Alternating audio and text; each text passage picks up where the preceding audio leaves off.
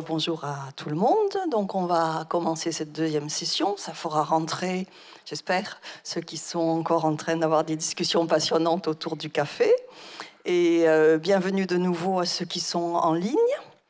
Donc, deuxième session thématique, donc ce matin, avec 4 intervenants. D'abord, une présentation introductive par Emmanuel Génin sur le projet PopGen, dont vous avez déjà entendu au moins le titre dans la présentation du plan français de médecine génomique, puisqu'il s'agit d'un des projets pilotes dont a parlé Frédéric Novak hier. Et ensuite, nous aurons 3 intervenants.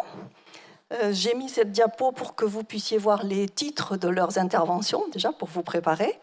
On les passera donc, ces interventions dans cet ordre-là, avec des contributions d'une épidémiologiste, d'un anthropologue et d'une sociologue sur des points de vue différents. Donc, je suis ravie de coordonner cette session parce que c'est un de mes dadas, ce questionnement sur les populations et toutes les questions qui se posent autour. En 1996, je faisais un mémoire d'éthique de la santé et mon thème de mémoire, c'était les enjeux éthiques de l'étude des polymorphismes génétiques dans les populations humaines. Donc, ça fait quelque temps que je réfléchis à la question et je suis ravie d'entendre les réflexions de tous nos orateurs. Donc, Emmanuel, je vais te passer directement on va trouver tes diapos. Alors, comment on fait pour enlever ça et mettre les diapos d'Emmanuel? Viens ici, tu vas prendre le micro bleu, m'a-t-on dit, pour les intervenants. Et donc, Emmanuelle Génin, elle est directrice de recherche à l'INSERM. Elle dirige une unité de recherche en génétique à Brest. Et elle dirige aussi l'institut thématique de l'INSERM sur génétique, bioinformatique, et je ne sais plus quel est le troisième. Génétique génomique et bioinformatique. Et donc, elle est la responsable du projet PopGen qu'elle va vous présenter. Et je crois qu'elle a mis un petit poster, si vous voulez en savoir plus sur ce projet. Merci Yann pour cette introduction et puis merci de m'avoir invité à présenter le projet PopGen, en effet. Donc, vous l'avez entendu hier, donc le projet PopGen, c'est un des projets pilotes du plan France Médecine Génomique, dont l'objectif principal, c'est d'aider à l'interprétation des génomes de patients en créant en fait un panel d'individus qu'on a séquencés de manière à avoir une base de données des variants génétiques qui sont présents dans la population française, dans les différentes régions françaises, et leur fréquence, donc un catalogue. Et associé à cet objectif principal, on a aussi des objectifs secondaires donc pour utiliser ce panel dans une démarche de génétique des populations pour mieux comprendre la diversité génétique de la population et également dans une démarche de développement méthodologique pour donc développer de nouvelles méthodes pour mettre en évidence les facteurs génétiques dans des maladies complexes. Donc, notamment, avec ces données, on a des témoins de population générale qu'on va pouvoir étudier, mais en appariant avec les malades. Et également, ce panel peut servir à imputer des variants quand on a juste des données de génotypage pour avoir donc accès à des variants un peu plus rares que ceux qui sont présents sur ces données de génotypage, où là, on a juste des variants déjà connus. Donc, quel est l'intérêt pour la médecine génomique d'un tel catalogue de variants? Parce que là, on touche la population générale. Donc, comme vous le savez, dans le génome d'un patient, on va trouver environ 4 millions de variants, voire même un peu plus si on regarde les variations structurelles.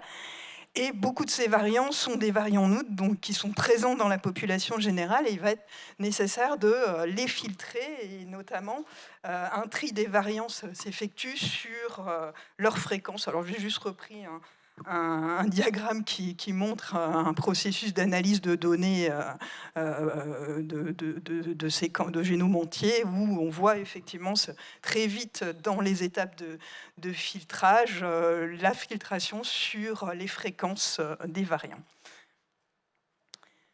Alors pour faire ce filtrage sur les fréquences, on a à notre disposition un certain nombre de données qui proviennent de grands projets internationaux qui ont produit des référentiels de fréquences.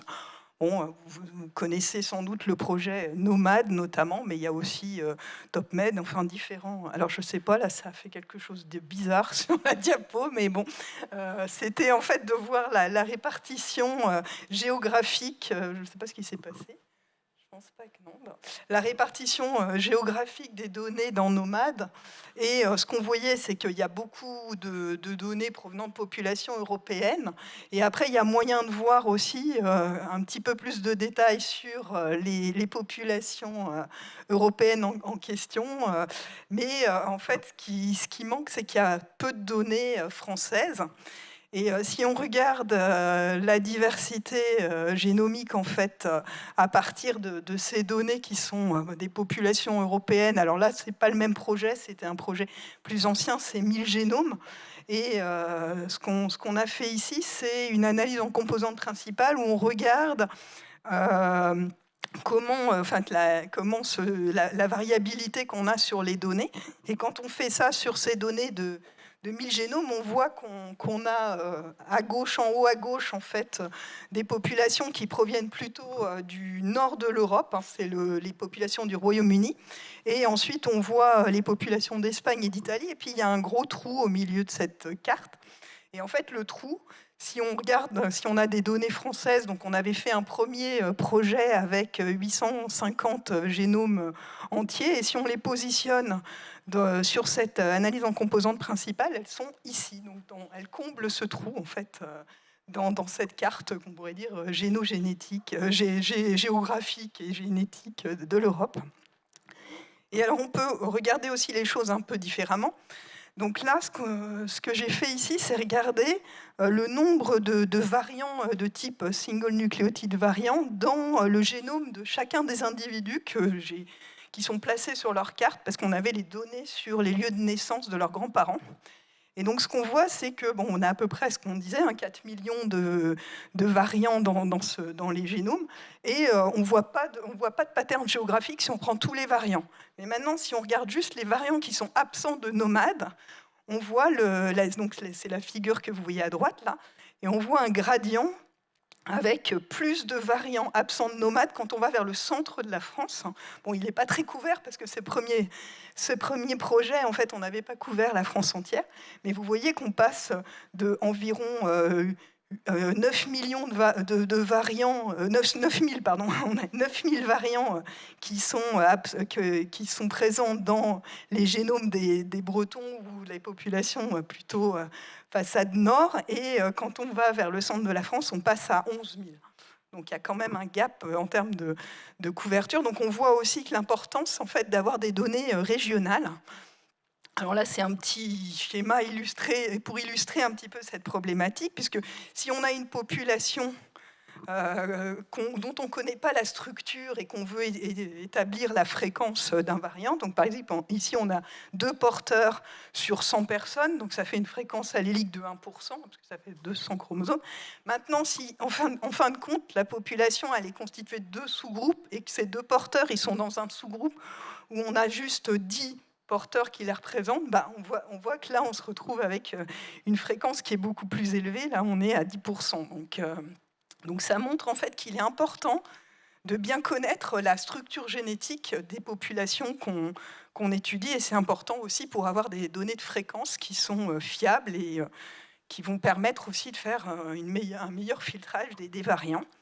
Alors, étudier la diversité la diversité génétique de la population française, on n'a pas été les premiers à le faire, et les premières études datent des années 60, avec notamment les plus premières grosses études avec des travaux sur des donneurs de sang et pour étudier les groupes sanguins ABO. Et ensuite, on a eu, toujours dans les années 60, il y a eu aussi des études par Valois et Marquet à partir des centres de recrutement de l'armée qui permettaient d'avoir déjà une cartographie. Alors là, j'ai repris une carte qui est qui a été faite par Pierre Derlu. Pierre Derlu est là, il a un poster d'ailleurs pour représenter l'intérêt des patronymes aussi pour étudier la diversité génétique. Et donc c'est la carte de la distribution de la fréquence des groupes sanguins entre les différentes régions françaises. Avec, on voit par exemple, c'est le ratio de la fréquence du groupe O sur la fréquence de A plus B. Et donc on voit des patterns géographiques ici. Et donc ça, on pourrait le voir aussi sur un certain nombre d'autres variants. Et donc avec les données whole genome, on va pouvoir aller à un niveau de stratification plus fin. Alors ensuite, je voulais aussi mentionner le projet Province française, qui est porté par Anne Cambon-Thomsen, et qui a un poster aussi qui montre ces résultats de ce projet, donc qui s'est conduit entre 1981 et 1985, avec le recrutement de familles dans 14 régions françaises. Et c'était un projet, il y a une publication dans un livre de l'INSERM qui résume la plupart des travaux. Et c'était un projet aussi qui avait fait un article dans Le Monde où il parlait d'une étude biologique démontre le métissage du peuple français, et qui expliquait aussi il y avait un focus sur les gènes HLA, puisque aussi à l'époque, de toute façon, on ne pouvait pas étudier tous les gènes, qui disait un hit parade des gènes HLA a pu être établi à 29 et 5 fois plus fréquent dans le Béarn qu'en Corse. DR4 est très souvent retrouvé en Bretagne, dans 22% des cas, mais sa fréquence diminue à mesure qu'on se dirige vers l'Est. DR5 est très fréquent en Italie, et voilà. Donc en fait, déjà, cette notion de c'est important de regarder les choses à une échelle géographique fine. Plus récemment, on a réalisé une étude à partir des données qui avaient été générées avec des puces de SNP, donc sur des endroits où là on connaît les polymorphismes. Donc c'était en récupérant finalement des données pour des études d'association pangénomique, où c'était les données sur des témoins. Donc c'est un article qui a été publié dans l'European Journal il y a déjà 3 ans. Et ce qu'on pouvait voir, c'est que en fait, à gauche ici, c'est une analyse qui est faite uniquement avec la génétique, où on voit qu'on peut former des clusters quand on fait une analyse au niveau haplotypique avec des sous-groupes d'individus. Et ensuite, on a placé ces sous-groupes sur la carte de France, en regardant en fait dans les différents départements la composition en sous-groupes. Et donc on voit en fait qu'il y a des différences, et on voit notamment que les rivières sont des barrières géographiques en fait, qui vont expliquer un certain nombre de différences. Et ces différences, elles peuvent être aussi expliquées par l'histoire du peuplement. Et c'est ce qu'on voit. C'était une étude assez préliminaire là, et on a fait l'étude maintenant avec les premiers whole génomes, et puis c'est ce qu'on pourra faire aussi sur PopGen. Mais ce qu'on voyait notamment, c'est que si on s'intéresse aux différentes populations qui ont contribué au patrimoine génétique des populations européennes, les compositions ne sont pas tout à fait les mêmes entre les différentes régions françaises, avec notamment une contribution des populations des steppes plus importante en Bretagne que dans les autres régions. Donc les populations des steppes, c'est les populations Yamnaya. Et en fait, ça, on se pose la question de voir pourquoi c'est plus important en Bretagne et puis pas sur la façade est. Donc j'en arrive à PopGen, comment on l'a designé, parce que là, vous voyez, on avait ces premiers résultats préliminaires, mais on voulait en fait avoir des données sur la France entière. Donc il fallait trouver déjà une collection d'individus sur laquelle travailler, et on s'est dit on va avoir des données de génome, donc ce serait intéressant aussi d'avoir des données sur un suivi des individus, et donc on a travaillé avec la cohorte Constance.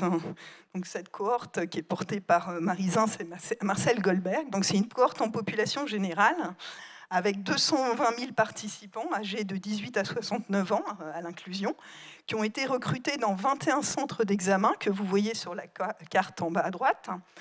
Ce sont des participants qui sont représentatifs de la population générale française pour l'âge, le sexe, le statut socio-professionnel, et pour lesquels on dispose d'informations détaillées sur leur santé à l'inclusion, mais également pendant le suivi avec des examens de santé et des questionnaires, des auto-questionnaires. Cette cohorte, il y a un appariement qui a été fait avec les bases de données administratives.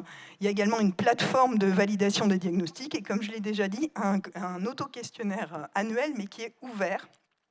Et c'est ce qu'on a utilisé en fait pour monter l'étude PopGen, puisqu'on a commencé par ajouter dans le questionnaire de 2019 des questions sur les lieux de naissance des parents et des grands-parents des volontaires. Donc ça a été envoyé à tous les volontaires. On a récupéré ces questionnaires. Donc l'idée après, c'était de sélectionner 15 000 volontaires, envoyer à ces volontaires des kits salivaires à domicile, de récupérer ensuite ces kits pour extraire l'ADN, faire un génotypage sur puce, de manière ensuite à sélectionner 4000 individus pour un séquençage génome complet. Donc le travail a été surtout réalisé par Gaëlle Le Folgoc, qui est la chef de projet PopGen, qui est là, et puis un post-doctorant, Anthony Herzig, qui était sur PopGen. Donc on a eu en retour 118 000 questionnaires qui ont été reçus. Et Gaëlle et Anthony ont épluché tous ces questionnaires et puis fait une sélection de 15 000 individus. Alors cette sélection, elle s'est faite sur la base des lieux de naissance des grands-parents, voire des parents en fonction de ce qu'on avait, de l'âge aussi des participants. Alors les 4 grands-parents devaient être nés à une distance de moins de 100 km. On a fait un échantillonnage par département basé sur les données du recensement de 1901, puisque finalement, ce qu'on va avoir, c'est une image de la population française au début du XXe siècle, dans les années 1900. On a pris plutôt des individus qui étaient... on n'a pas pris les plus jeunes dans l'idée d'avoir quand même des données aussi antérieures. Et on a essayé d'avoir un sexe ratio équilibré. Donc ça donne ça en termes de géographie. Donc ça, c'est les lieux de naissance des grands-parents. Donc la médiane des lieux de naissance. Donc vous voyez, on couvre assez bien toute la France, avec quelques départements qui étaient un petit peu moins couverts. Donc juste pour vous montrer, pour faire un petit focus sur comment on a informé les gens, les volontaires de cette étude. Donc on a envoyé une lettre d'information qui tenait donc sur 4 pages, mais qui était envoyée en recto verso. Alors c'est vrai que vous voyez peut-être pas grand-chose, mais je voulais juste expliquer. Donc on a expliqué pourquoi cette étude. Ensuite, on a expliqué comment participer à la recherche PopGen. Qu'est-ce qui se passe ensuite quand on a renvoyé son échantillon? Alors, il y avait la question de savoir est-ce que j'aurais le droit d'obtenir des informations concernant ma santé? Alors là, on a dit non, puisqu'on n'était pas dans un cadre de soins, et puis c'était un envoi à domicile. Il y avait donc la question de savoir si le volontaire serait informé des résultats de la recherche PopGen. Donc là, on a indiqué en fait qu'il y aurait une information via Constance, puisque c'était aussi l'avantage de travailler avec une cohorte qui a déjà toute l'infrastructure en fait pour informer, et puis des informations sur le site du plan France Médecine Génomique. Ensuite, il y avait une session pour expliquer comment les données allaient être traitées et conservées, comment les échantillons biologiques seront gérés. Puis on expliquait les droits, donc ce qui a déjà été vu, et quel est le cadre réglementaire de la recherche. Et il y avait également pour les volontaires la possibilité en fait de contacter un numéro vert pour avoir plus d'informations. Donc il y a eu un certain nombre d'appels au numéro vert. On avait fait, Gaëlle avait travaillé avec l'équipe du numéro vert pour faire un FAQ en fait pour répondre à un certain nombre de questions. Après, on a eu quelques volontaires qui ont voulu en savoir plus. Alors, ils ont laissé des numéros de téléphone, on les a rappelés, ou on a convenu d'un rendez-vous téléphonique. Alors, ça rejoint quelques interrogations, et puis le fait que l'étude, elle a démarré après le Covid, en fait, et donc il y avait aussi des doutes sur la manière dont pourraient être traitées les données ensuite, qu'est-ce qui se passerait si jamais il y avait un changement de gouvernement, enfin, il y a eu quelques questionnements comme ça, en se disant, et puis comment je suis sûre que mes données, si je demande à les retirer, elles seront retirées, enfin, donc on voyait effectivement un petit peu cette confiance qui diminuait aussi vis-à-vis peut-être des scientifiques. Alors le fait de discuter en fait et d'expliquer le projet, ils nous disaient bah oui non, c'est vrai, on a confiance en vous, mais vous après qu'est-ce que vous pouvez faire pour nous garantir que tout ça sera bien géré, que la sécurité des données sera bien établie. Enfin c'est vrai que c'était on voyait quand même ce questionnement-là. Là, c'était pour montrer le formulaire de consentement qui tenait sur une page. Et j'ai juste fait un zoom parce que c'est vrai qu'on avait été un petit peu étonnés des demandes. Donc ça, c'est quand on a travaillé avec la DPO qui nous a dit que même si les gens renvoyaient leur kit salivaire et qu'on avait expliqué que c'était pour faire un test génétique, il fallait quand même, enfin de l'analyse d'ADN, il fallait quand même expliquer et qu'il fallait qu'il coche « oui, je consens à l'analyse de mon ADN ». Donc ça nous avait fait un peu peur, parce qu'on a dit bah, si les gens ils mettent non à ce stade-là, il va falloir qu'on ne traite pas ces échantillons-là. Donc on avait bien spécifié, si vous cochez non, votre échantillon ne pourra pas être analysé. Ensuite, donc, il y avait est-ce que je consens à la conservation et à l'utilisation ultérieure des données ? Et puis la même question pour la conservation de l'ADN et son utilisation, sa réutilisation. Voilà, donc pour vous montrer en fait les consentements obtenus, donc on a eu 10 402 kits salivaires qui ont été retournés sur les 15 000 qui avaient été envoyés. Tu me dis, Nancy. Comment ? Oui. 10 250 individus qui ont été inclus dans l'étude, parce qu'il y a eu justement des formulaires de consentement qui n'étaient pas bien remplis. On a pu, donc sur ces 10 250 individus inclus, il y en a 9 990 qui ont consenti aux réutilisations des deux, donc à la fois les données et l'utilisation de l'ADN, donc 97,5%. Et juste pour vous montrer la répartition, donc la majorité ont consenti aux deux. Il y a des gens qui avaient consenti, qui consentaient pas à juste l'utilisation de leurs données, mais qui voulaient bien qu'on utilise l'ADN, et d'autres dans l'autre sens qui était un peu plus attendu. Mais ensuite, à partir de là, donc, on a pu envoyer pour le génotypage 9 862 ADN. Il y avait 5 kits non utilisables. Donc, qui étaient effectivement des kits pour lesquels il y a eu un problème lors du transport. Il y a eu aussi des retours tardifs parce qu'il fallait qu'on mette une date de fin de l'étude, et donc du coup, et puis par rapport au process d'extraction d'ADN, et on a 365 ADN de faible qualité aussi qui ont été... Alors il y a quelques kits pour lesquels de toute façon on n'arrivait pas à extraire d'ADN, enfin on suffisait une quantité suffisante en tout cas pour faire les études génétiques derrière. Alors ensuite, à partir de ces données-là, donc l'idée, c'était comme vous l'avez compris, c'était d'après de sélectionner 4000 individus pour le séquençage complet du génome. Et donc, au départ, on s'était dit qu'on utiliserait les méthodes de clustering comme Fine Structure pour le faire.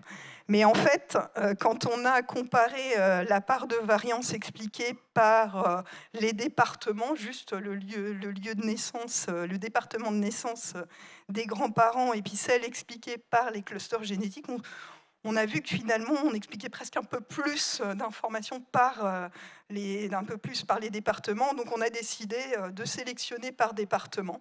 Et puis en plus, le problème des méthodes de clustering, c'est qu'en fonction de changement de paramètres, ça changeait un peu. Alors il y a des clusters qui restent, mais il y en a d'autres qui changent. Donc on a pris finalement la décision de dire, bon, on va sélectionner par département. Alors on a quand même utilisé les données génétiques pour enlever des apparentés, pour ne pas faire 2 séquençages complets. Et puis donc après, on est parti sur cette sélection par département. Donc l'objectif, c'était d'avoir 42 individus par département et un sexe ratio équilibré. Donc on n'a pas réussi à 100%, mais c'est parce qu'il manquait aussi d'individus dans certains départements. Donc ce que vous voyez là, donc en noir, c'est ceux pour lesquels on a exactement 42. Et puis en rouge, c'est ceux pour lesquels il manquait. Et en fait, quand on a réparti sur les autres départements, on avait plus d'individus. Donc certains, on est monté à 55. Voilà, de toute façon, j'arrive au bout là. Donc, effectivement, je pense qu'il y a eu pas mal de questionnements autour de l'étude. Et puis moi, ce qui m'intéressait aussi de voir, et puis peut-être de discuter, mais on verra ensuite, c'est ce design d'études, le fait qu'on ait travaillé sur uniquement la population française définie sur les lieux de naissance des 4 grands-parents dans les régions françaises. Donc ça, c'est vrai que aujourd'hui, avec les questionnements éthiques sur ouvrir toutes les avancées à d'autres populations, on n'est pas tout à fait dans ce créneau-là. Alors c'est vrai que ce n'est pas des témoins parfaits pour les patients, puisqu'on n'aura pas des patients dont les 4 grands-parents sont nés dans la même région, mais ça permet aussi de développer, et c'est pour ça qu'on a le pendant développement de méthodes statistiques, des méthodes qui permettent de mieux apparier finalement malades et témoins dans des études d'association en regardant un petit peu la mosaïque sur le génome. Voilà, juste pour finir, tous les gens qui ont participé à cette étude et puis les membres du conseil scientifique, du comité de pilotage de PopGen, lesquels on travaille sur ce projet. Voilà, je vous remercie.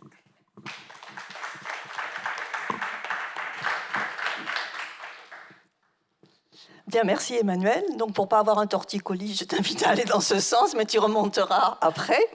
Donc, Emmanuel nous a fait voyager en France. On va continuer à voyager, c'est un des avantages à l'aube des vacances de cette session. Et Thérèse Truon, qui est épidémiologiste à l'INSERM, dans une équipe sur exposome et hérédité, et qui va nous traiter de 2 aspects, et qui va nous faire voyager en France avec une autre cohorte, E3N, et qui, par ailleurs, nous fera voyager un petit peu plus loin, en Nouvelle-Calédonie. Et donc, je vous invite à l'écouter. Merci beaucoup. Merci Anne pour cette introduction. Merci également aux organisateurs pour cette invitation, pour présenter ces travaux. Donc moi, je vais vous parler de l'utilisation des données génétiques dans le cadre des études épidémiologiques en population générale et également dans le cadre des maladies complexes. Donc c'est un positionnement là qui est très plus épidémiologiste. En réalité, j'ai été aussi dans des workshops qui étaient organisés par des généticiens et qui avaient le positionnement un peu inverse, qui était de savoir ce qu'apportaient les données environnementales dans les études omiques, dans les maladies complexes.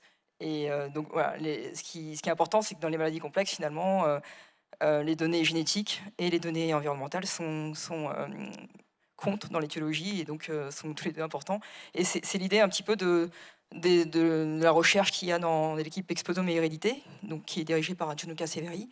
C'est une équipe qui est à Villejuif, qui fait partie du CESP et qui a pour objectif de analyser l'effet conjoint de multiples facteurs, donc des facteurs qui sont liés au mode de vie, à l'environnement, mais aussi génomiques, donc dans la survenue de maladies chroniques et également dans leur progression.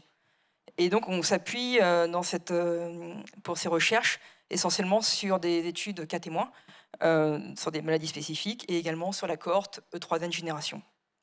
Et donc là, je vous propose de vous présenter deux exemples d'études épidémiologiques. Donc une étude cas témoin qu'on a menée en Nouvelle-Calédonie et la cohorte E3N génération. Alors, l'étude qui était menée en Nouvelle-Calédonie, donc elle portait sur les cancers de la thyroïde. Et le contexte, il était le suivant. C'est un cancer qui est généralement plus fréquent chez les femmes que chez les hommes. On le voit ici avec les barres foncées qui représentent l'incidence chez les femmes et les barres plus claires, l'incidence chez les hommes. Donc la situation, elle était la suivante au moment de la mise en place de l'étude, c'était que l'incidence des cancers de la thyroïde était plus élevée dans les îles du Pacifique. Elle était particulièrement élevée en Nouvelle-Calédonie. On voit, c'est le graphique tout à droite. On observait également des différences d'incidence par ethnie dans ces différentes îles du Pacifique. Et en particulier, on observait donc une incidence beaucoup plus élevée chez les Mélanésiens que chez les Européens de Nouvelle-Calédonie. Et donc les facteurs qui pouvaient expliquer ces différentes incidences sont multiples. Il peut y avoir des facteurs de risque environnementaux, des facteurs de risque liés au mode de vie, des facteurs de risque génétiques, et également une différence de pratique médicale entre ces différents pays. Et donc le seul facteur de risque qui était connu à l'époque concernait donc l'exposition aux radiations ionisantes pendant l'enfance, et qui en fait on pense ne pouvait pas expliquer vraiment cette incidence plus élevée, parce que la Nouvelle-Calédonie, il n'y avait pas eu d'essai nucléaire en Nouvelle-Calédonie. Pour situer un peu le contexte, la Nouvelle-Calédonie, dans les îles du Pacifique, donc c'est ce qui est en rouge, et on a sur les cercles bleus représentent les sites d'essais nucléaires qu'il y a eu dans les îles du Pacifique, donc qui sont assez lointains par rapport à la Nouvelle-Calédonie. Et donc c'est une île qui compte 200 000 habitants en 2000, au moment où on a mis en place l'étude, et dont 45% de Mélanésiens et 35% d'Européens. Donc cette étude qui a été conduite en 1998 donc par Pascal Guénal, qui est chercheur dans l'équipe, a donc recruté 332 cas de cancer de la thyroïde diagnostiqués sur tout le territoire entre 1993 et 1999. On avait également 412 témoins qui étaient appariés sur l'âge et le sexe des cas, et on avait un recueil des données via un questionnaire très détaillé qui incluait donc divers facteurs de risque, des facteurs socio-démographiques, l'alimentation, le taille, poids, des facteurs hormonaux, etc. Et donc on a exploré l'ensemble de ces facteurs, et ce qu'on retrouve, c'est surtout une association qui était nette avec la parité et l'obésité, qui étaient des facteurs qui étaient plus prévalents chez les Mélanésiens, et qui, on a estimé, pouvaient expliquer moins de 20% de l'excès de risque qu'on observait chez les Mélanésiens. Et donc cette situation nous a posé des questions sur l'effet des facteurs de risque génétiques. Et donc en 2008, il y a une étude ancillaire qui s'est lancée avec un nouveau consentement spécifiquement pour l'analyse des données génétiques, et on a recontacté ces sujets pour leur demander un prélèvement salivaire. Et en 2016, on a pu faire un génotypage pangénomique de cette population dans le cadre d'un consortium que je coordonne avec d'autres populations européennes et mélanésiennes et polynésiennes,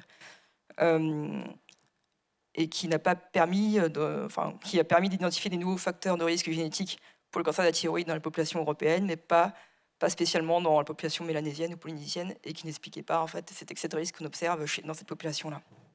J'ai mis les dates là des différentes études, parce que je trouve c'est important de voir aussi que entre l'initiation d'une étude et la valorisation, il se passe énormément de temps, et que ça pose des questions sur la durée de conservation des échantillons qu'on nous demande maintenant de déclarer, qui est avec le RGPD de 5 ans, et qui est un peu loin de la réalité en fait, de la recherche. Donc, on a eu des difficultés d'analyse des données génétiques de la population mélanésienne dans cette étude, du fait d'un manque de puissance statistique, et également la qualité des données de l'imputation des données génétiques, à la fois parce que la puce génétique qu'on a utilisée n'était pas du tout adaptée pour cette population, et on manquait justement d'une population de référence pour cette imputation, et également on n'avait pas de population de réplication. Donc il y a très peu, comme on le voit sur ce graphique, il y a très peu en fait, d'études génétiques qui sont menées chez les Océaniens. Et en 2019, dans cette revue, il montrait que les Océaniens comptaient pour 0,02% des analyses génétiques dans le monde. Et donc, on a des perspectives là, de séquencer ces participants mélanésiens et polynésiens dans le cadre d'une collaboration avec Florent Devater et le CNRGH. On pense aussi analyser un peu différemment ces données, avec une analyse des segments homozygotes par descendance, en intéressant aux variants rares, variants récessifs rares, donc dans le cadre d'une collaboration avec Anus Wettneger et Hervé Perdry. Et puis, récemment, enfin, plus ou moins récemment, on a eu une demande d'une autre équipe qui nous a posé pas mal de questions. C'était une demande d'une équipe de l'Institut Pasteur qui s'intéresse à la génétique des populations, et qui voulait demander un accès à ces données sur les Mélanésiens pour étudier, pour connaître un peu les origines de peuplement, les géographiques de ces populations, et qui nous ont demandé donc, est-ce qu'ils pouvaient avoir accès à ces données. Et on leur avait répondu, c'est difficile, mais le consentement qui était individuel spécifiques pour les études de cancer de la thyroïde et pas pour d'autres objectifs. Et donc, ils ont pris l'initiative de faire une demande au Sénat coutumier, qui est une instance qui est consultative, qui a été créée en 1999, et dont la consultation est obligatoire pour toutes les questions qui sont relatives à l'identité kanak.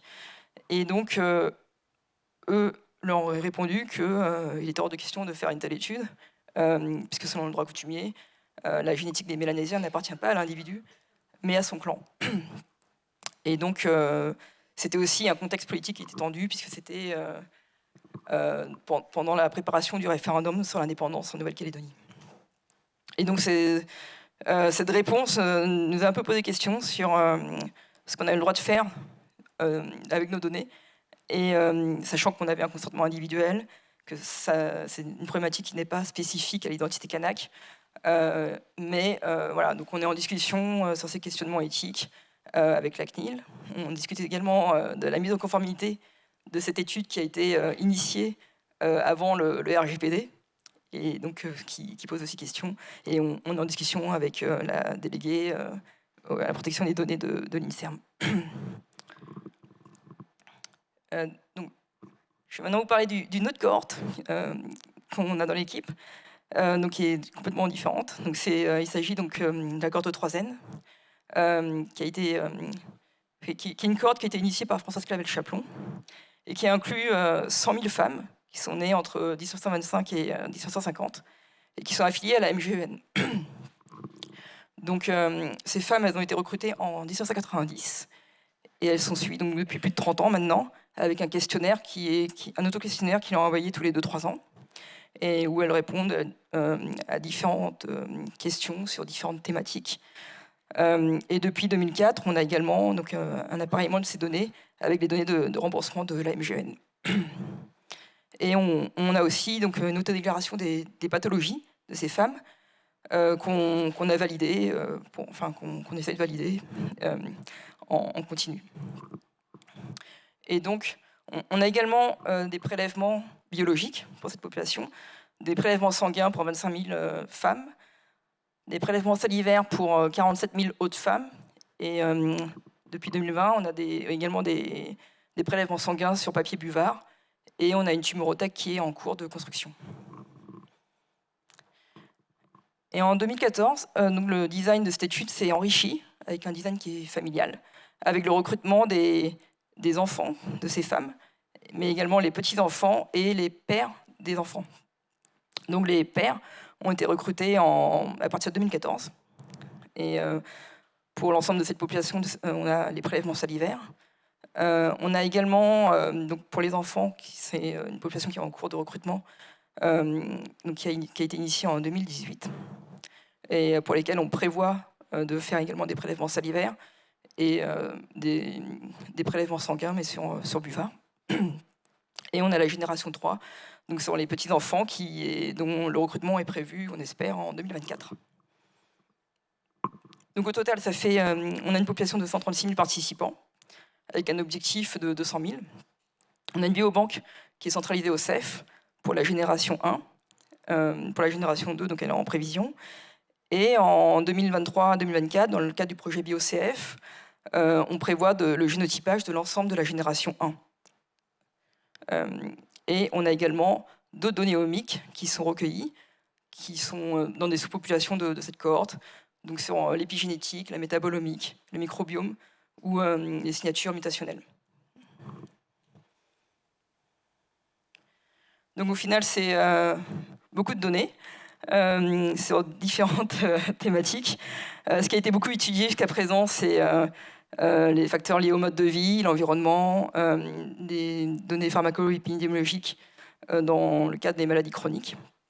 Et donc ce qui est nouveau, ce sont donc les données génétiques qui vont arriver et qui permettent à la fois de mieux comprendre la génétique des maladies chroniques, mais également qui peuvent apporter un éclairage nouveau sur les associations entre des facteurs de risque non génétiques et les maladies chroniques.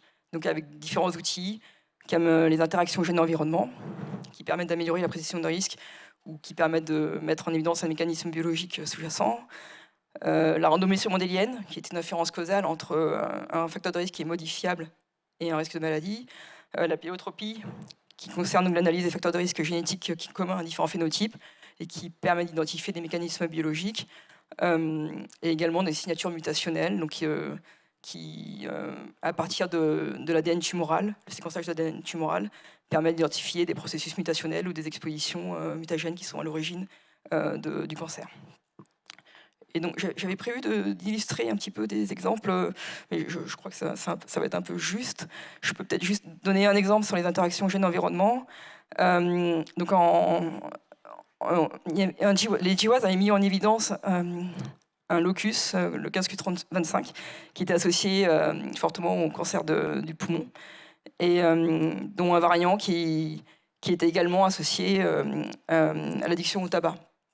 Et donc nous, on avait regardé dans le cadre du consortium INCO, qui est un consortium sur le cancer du poumon. Donc cette association on avait stratifié sur le statut fumeur. Et on observait qu'il n'y avait pas d'association entre le cancer du poumon chez les non-fumeurs avec ce variant.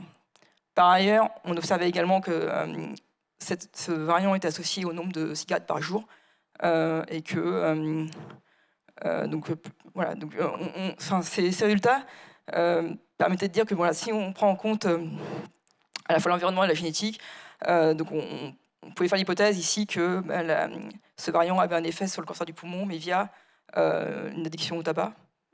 Et ça nous permet aussi de conclure que si on s'intéresse à la prédiction de risque, c'est important à la fois de prendre en compte l'environnement et la génétique.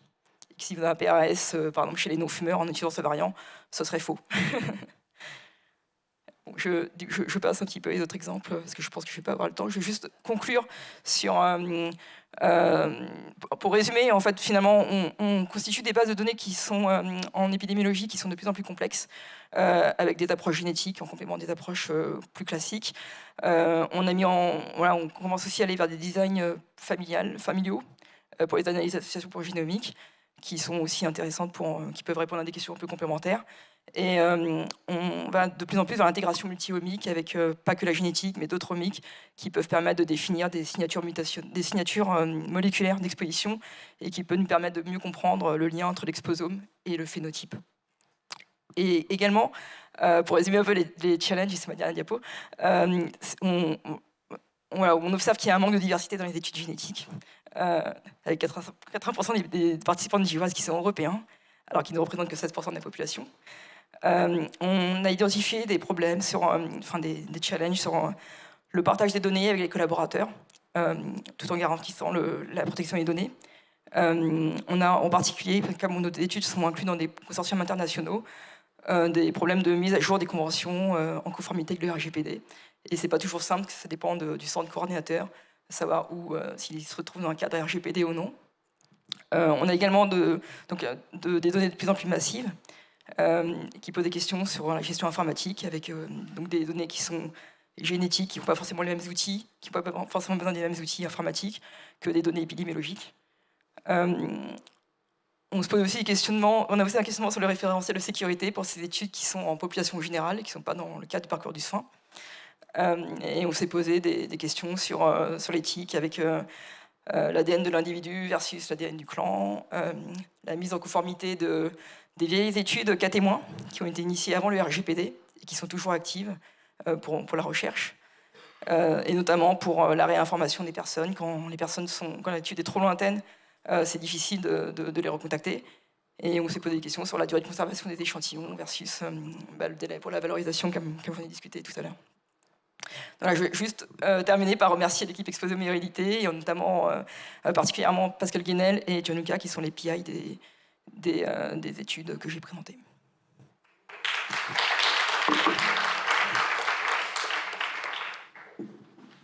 Merci beaucoup pour tout ça qui est passionnant. Et on ne fait pas de questions, on le fera toutes les questions à la fin. Donc vous les notez, vous ne les oubliez pas, hein, vos questions.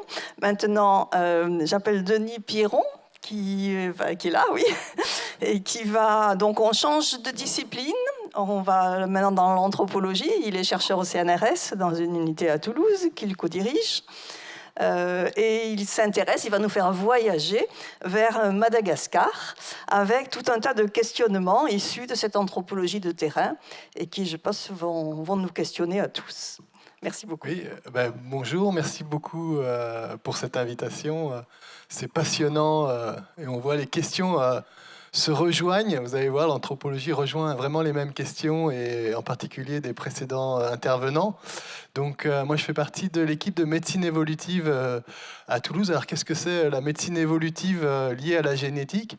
C'est l'idée que si on se pose la question pourquoi certains gènes mutent, pourquoi il y a certains polymorphismes dans les populations, en fait, pour comprendre ça, il faut remonter le temps et comprendre l'histoire des populations, des adaptations, vous nous aidez à comprendre cette diversité génétique observée.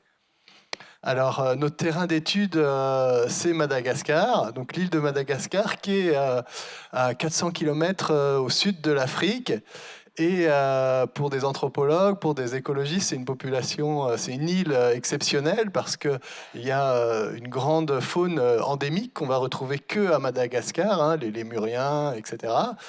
Et la population humaine aussi est vraiment exceptionnelle parce qu'elle parle une langue austronésienne, une langue indonésienne qui relie cette population à tout un ensemble de populations qui vivent dans le Pacifique, qui va de Taïwan à l'île de Pâques jusqu'à Madagascar.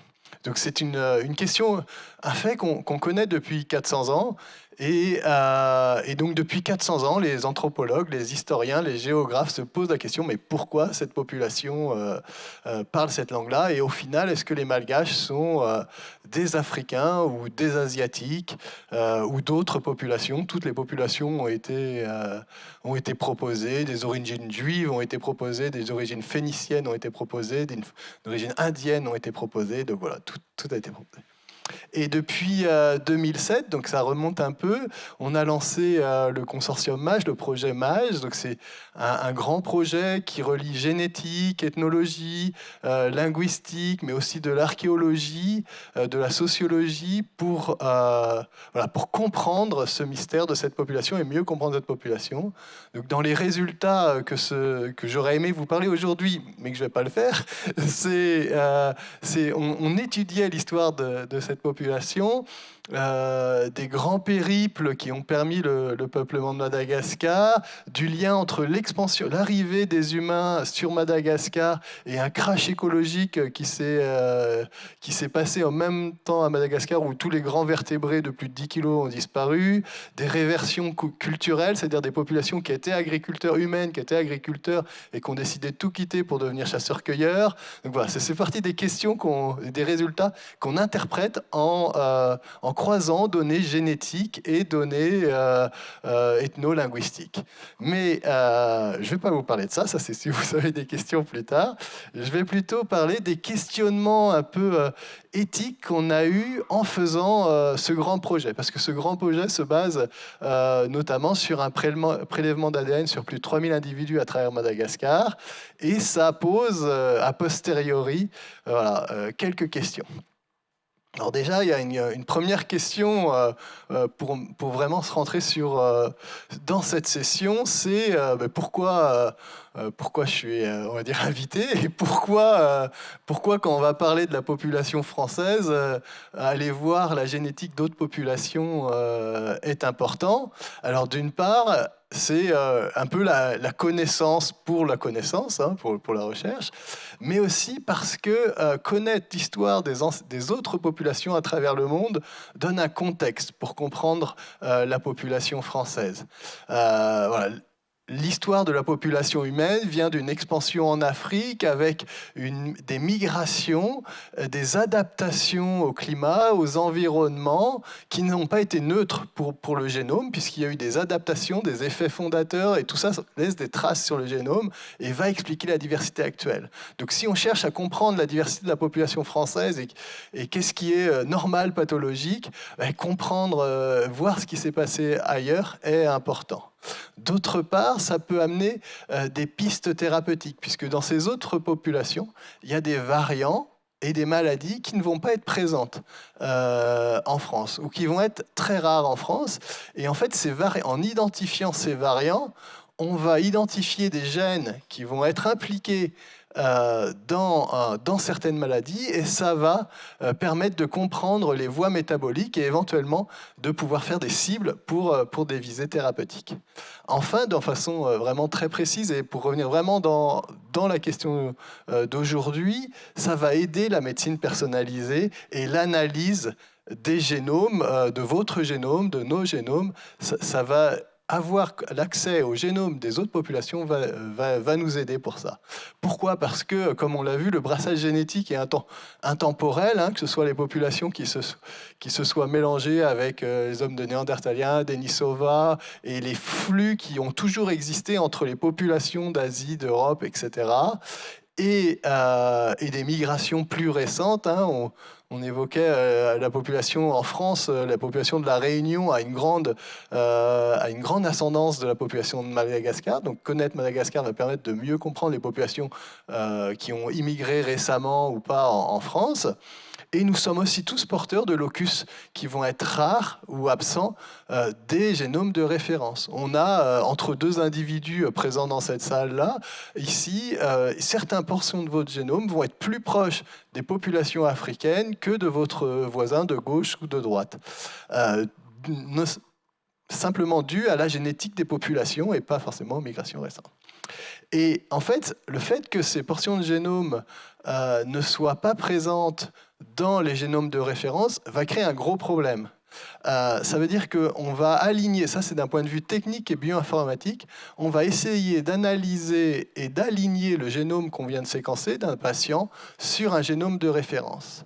Et si cette portion n'est pas présente sur le génome de référence, eh ben, on ne va pas la voir, qu'elle est présente chez vous ou chez le patient. Donc, on va rater cette mention d'information. Et ça peut être très important, hein, ça peut être lié à la maladie. Et pareil, s'il y a une portion, comme tout à droite, qui est très divergente par rapport à la portion de référence, et si c'est hétérozygote, on ne va pas la voir non plus.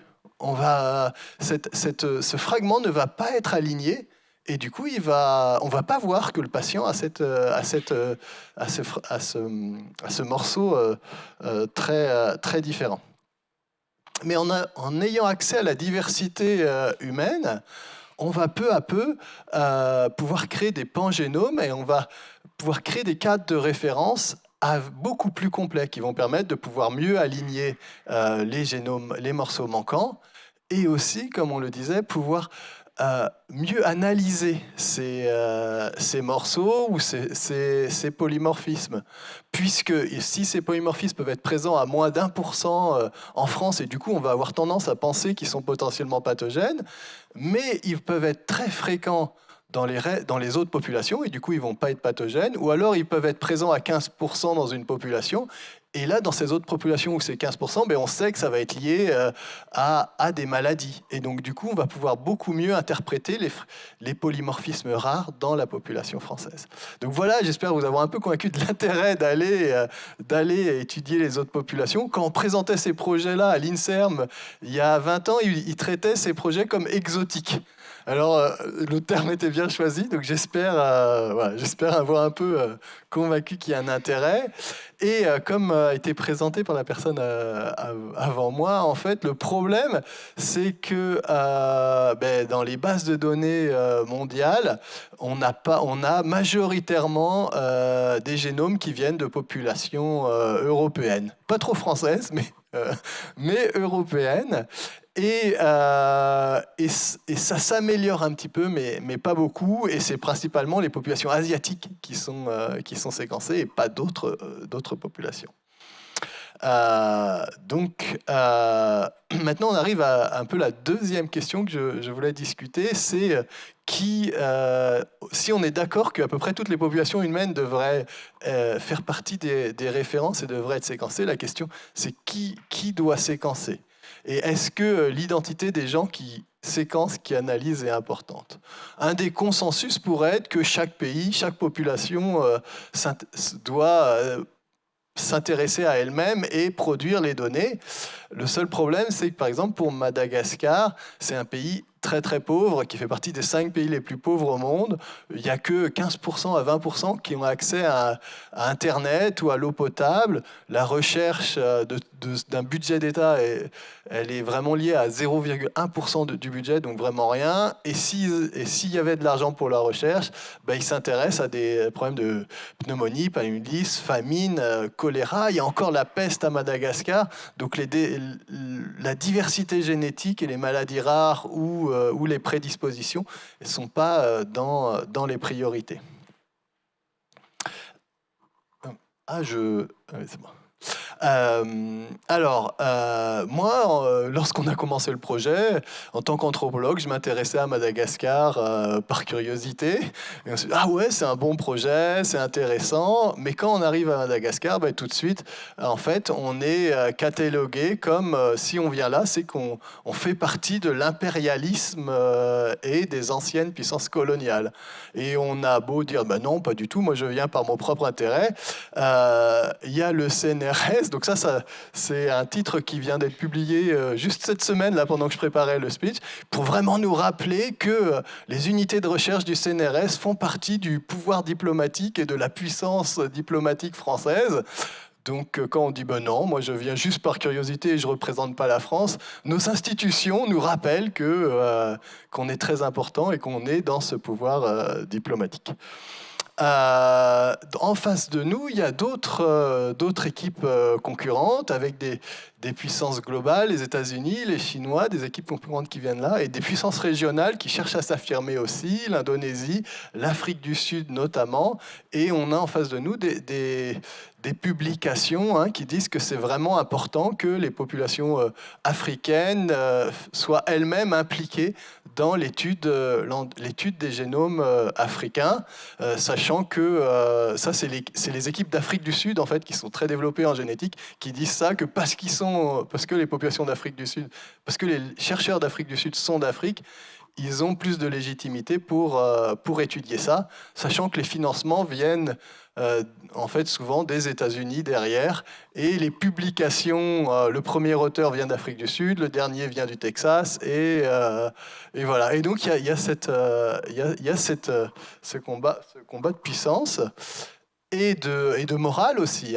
Et dans ces arguments moraux viennent maintenant les recherches privées, donc des sociétés, vraiment des start-up américaines qui contactent nos collaborateurs et qui disent, ben voilà, nous, on aimerait faire une recherche vraiment basée, l'éthique est notre priorité, c'est de la science basée sur la population, nous ne vendrons jamais vos données, nous sommes une start-up, nous récoltons de l'argent, mais nous ne vendrons jamais les données génétiques, sauf si nous sommes rachetés un jour, évidemment.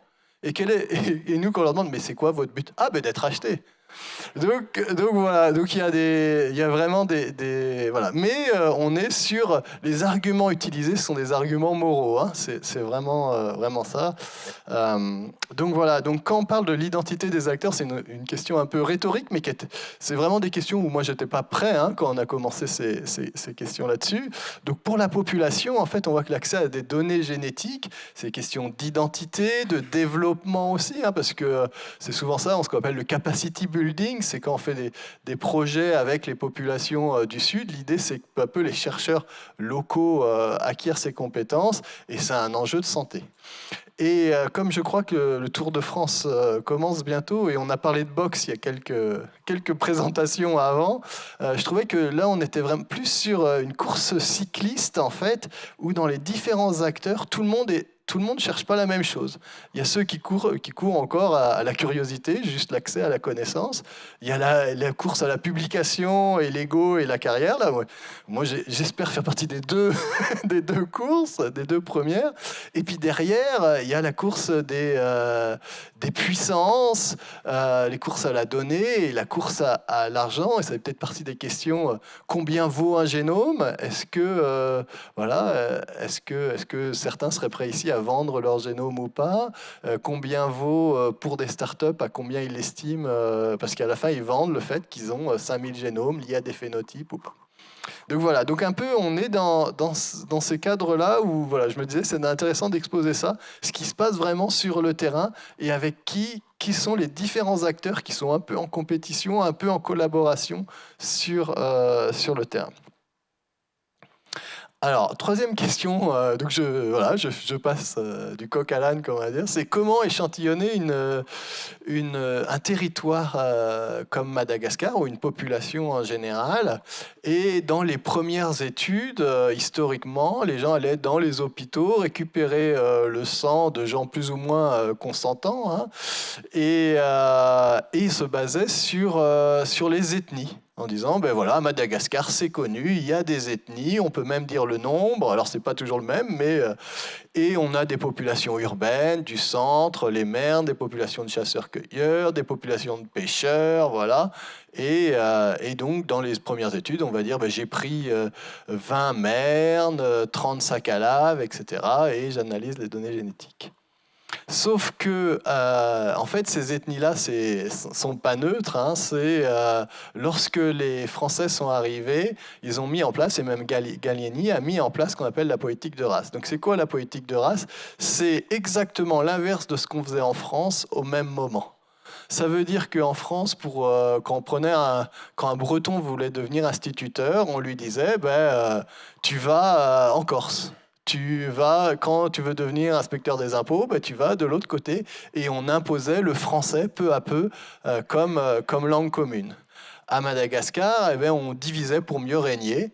Et c'était vraiment l'inverse. On se basait sur le fait que des groupes humains existent et qui devaient s'autogérer entre eux et que que toutes les fonctions devaient être localement en fait. Et ça s'est fait. Gallieni avait une théorie, il voulait que ça se fasse scientifiquement, donc il demandait même d'avoir des photos de tous les gens à Madagascar pour voir dire jusqu'où s'arrêtent grâce au faciès les populations mernes, etc. Donc ça pouvait se faire soit géographiquement, on disait là c'est le plateau, ce qu'on appelle l'Imerne, donc les gens qui dans l'Imerne s'appellent Mernes. Il y a le royaume Sakalav, donc là ça devient une ethnie, sachant que les royaumes ont changé, hein, c'est comme en Europe, hein, les frontières bougent, la langue, voilà, et l'opportunisme aussi, hein, parce que si quand on est malgache ou pas malgache, si on vous dit que vous avez telle position, mais que pour être telle position il faut être Sakalav, est-ce que vous êtes Sakalav? Si j'ai de l'argent, oui. Et sinon, non. Donc, il y a eu vraiment ces choses-là. Et des fois, c'est même des fois des noms de famille. Hein. Le colonisateur arrivait, demandait le nom de famille, et c'était ça qui était utilisé comme ethnie. Alors, oui, je suis encore qu'à la troisième. Comment échantillonner un territoire? Donc nous, ce qu'on a fait, en fait, on a fait une approche géographique, essayer de couvrir tout le monde, mais ça pose les mêmes questions en France. Hein. Il y a une structuration sociale qu'on n'a pas, parce qu'on a beau avoir une carte qui couvre tout le monde, il y a des classes sociales qui ne se mélangent pas depuis vraiment des années, donc génétiquement, ça peut poser des problèmes. Et quid des populations mobiles, mais qui ne vont pas avoir les grands-parents dans cette zone-là. Sur les termes après quelles autorisations il faut avoir, donc en gros nous on a demandé les accords un peu législatifs au ministère, aux anciens du village et évidemment aux individus, et on informait la communauté scientifique, l'ambassade de France, le grand public. Puis après, on serait le préfet, les maires. Alors on informe les ancêtres par un petit, donc c'est des ancêtres qui ne sont plus présents par un petit. On fait aussi on a fait aussi tout ce qui était en France, et on se retrouve à avoir un peu fait tout ça. Et on se rend compte qu'en fait, on a dû demander des accords à des pouvoirs non démocratiques, donc qui représentent les gens, mais qui n'ont pas été élus pour ça. On n'a jamais demandé nos accords à nos employeurs. Le CNRS, l'INSERM, on fait ça, mais eux, ils n'ont pas leur mot à dire. Et en fait, au final, on n'a pas, à mon avis, demandé d'avis à des gens qui étaient vraiment conscients des enjeux. C'est vraiment, on est passé par les CPP français, par les ministères des Santé à Madagascar, mais est-ce que les gens étaient vraiment conscients des enjeux? Je ne suis pas sûr.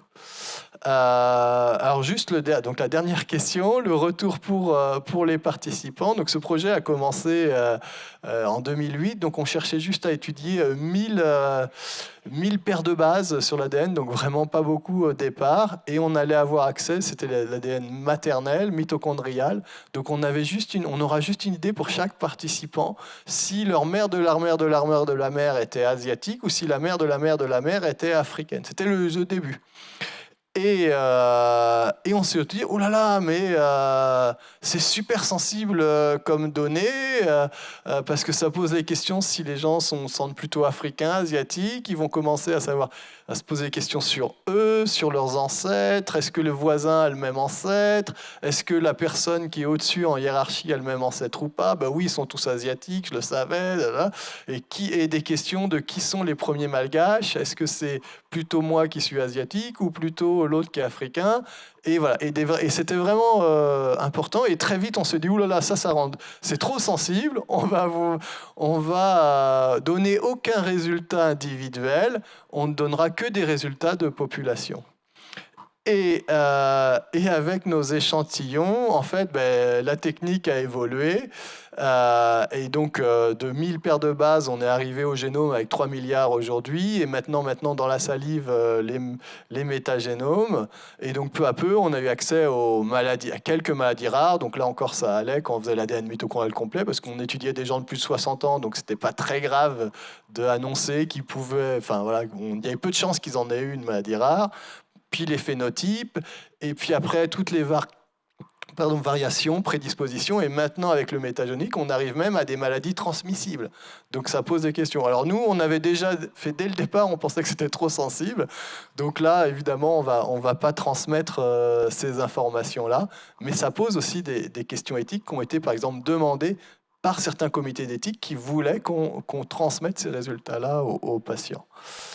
Juste pour dire, voilà, la transmission qu'on va faire maintenant de tous nos résultats, en fait, c'est qu'on est en train de créer des dessins animés, parce qu'une étude a montré plusieurs études montrent que les dessins animés sont des très bons outils pour communiquer à la fois à des populations de spécialistes et des populations de non-spécialistes. Donc autant à des universitaires que à des gens dans les villages, les dessins animés, c'est une très bonne méthode. Donc on est en train de créer avec une association vraiment des dessins animés pour ces résultats-là. C'est aussi un appel à la collaboration. Et voilà, et ça c'est ma dernière diapo. Donc l'anthropologie et la connaissance des populations, à mon avis, a son mot à dire dans une ère où on a de plus en plus l'essentialisme et une impression de faux déterminisme quand même, avec les publications qui sortent assez racoleuses. Et je trouve que l'anthropologie, en ramenant l'histoire des brassages génétiques, des interactions avec le milieu, à un autre dialogue plus paisible et plus serein à dire, en disant voilà, c'est pas si simple que ça, on n'enferme pas les gens sur leurs données génétiques.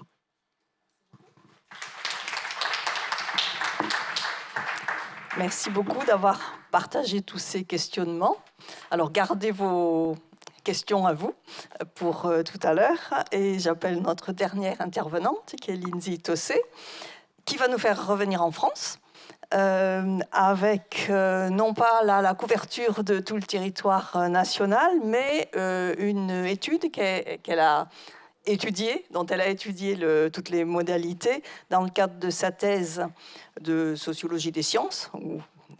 Et elle va nous en parler. Et il s'agit donc d'un établissement d'une banque d'ADN dans l'ouest de la France. Et donc, je vous passe la parole. Merci. Avant de commencer, je tiens à remercier les organisateurs et organisatrices de me donner l'opportunité de présenter mes travaux de recherche aujourd'hui. Alors, dans le cadre de ma thèse, j'ai analysé les aspects socio-historiques et épistémologiques des conditions de la constitution d'une banque d'ADN dans les pays de la Loire et la Bretagne.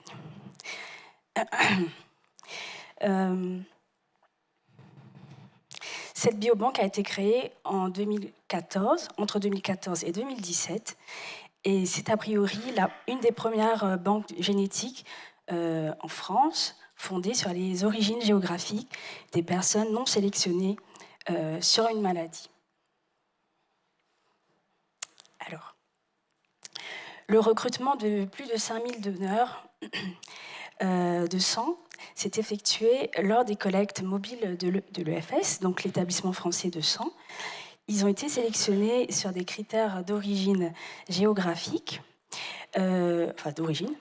Le projet fait partie d'un programme de recherche porté par un institut public de soins et de recherche, nantais.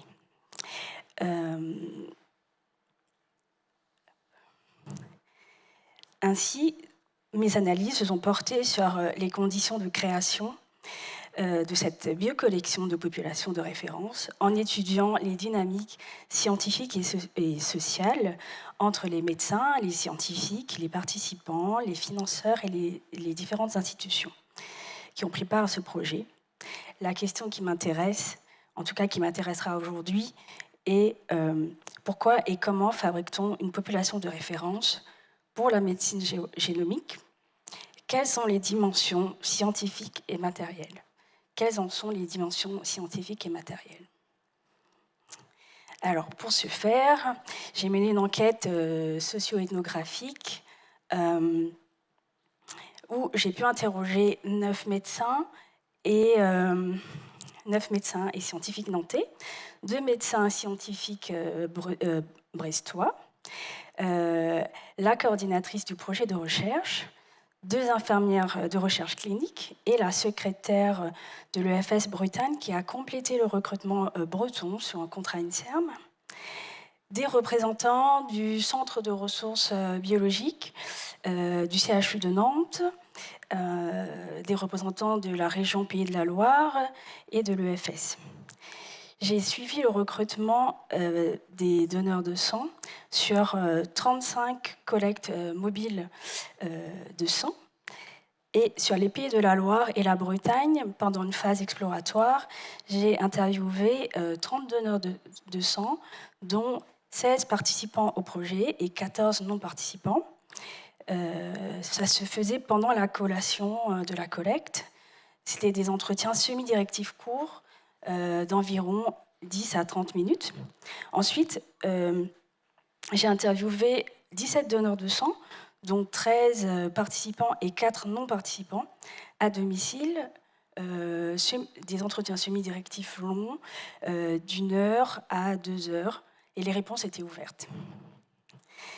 Les données obtenues ont été croisées avec des sources secondaires, et des sources documentaires pour vérifier, analyser, approfondir les différentes informations récoltées. Alors, quelques résultats de l'enquête. D'abord, je vais vous parler des critères mis en avant par les médecins et les chercheurs pour constituer cette banque d'ADN. Alors, tout d'abord, il faut que la personne recrutée, ses parents et ses 4 grands-parents soient nés dans le département où a lieu les collectes de sang. Donc, ensuite, le deuxième critère a été l'origine des 4 grands-parents. Il fallait que les communes de naissance des 4 grands-parents soient situées à moins de 30 km.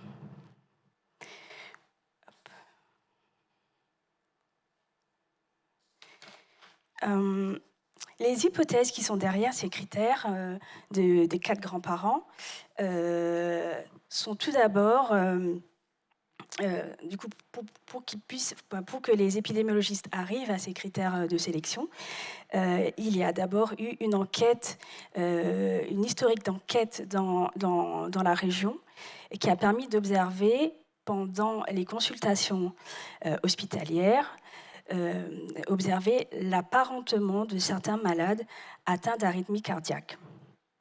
C'est ce qu'on voit ici dans ces diapos. Ces découvertes appuient vraiment la volonté du laboratoire d'utiliser la génétique et les consultations cliniques comme un pont entre la médecine hospitalière et la physiologie en laboratoire. D'autres enquêtes qui avaient pour but de mettre en évidence un ancêtre commun parmi les malades atteints d'une valvulopathie, on change de maladie, dans un village. Alors, le village, on va l'appeler le village A. On fait ressortir, en plus de la parenté, l'origine géographique commune dans ces maladies. D'abord, une étude de prévalence de maladies auprès des patients qui ont subi une intervention chirurgicale au CHU de Nantes montre l'hétérogénéité de la distribution des malades sur le territoire. Donc on voit bien les clusters, les agrégats de malades. Et je ne sais pas si vous voyez sur les diapos, donc il y a le village A, juste en dessous de Nantes, qui est en rouge, puisque la prévalence de cette maladie est assez élevée là-bas. Donc, l'enquête qui a été ensuite menée dans le village était aussi pour dépister les malades atteints de cette valvulopathie. Les malades n'étaient a priori pas tous apparentés, mais étaient plutôt des voisins avec, pour certains, les mêmes noms de famille. Donc ici, on peut voir en A donc, la carte généalogique des familles atteintes de cette maladie après l'établissement de la carte de prévalence, mais avant le dépistage dans le village.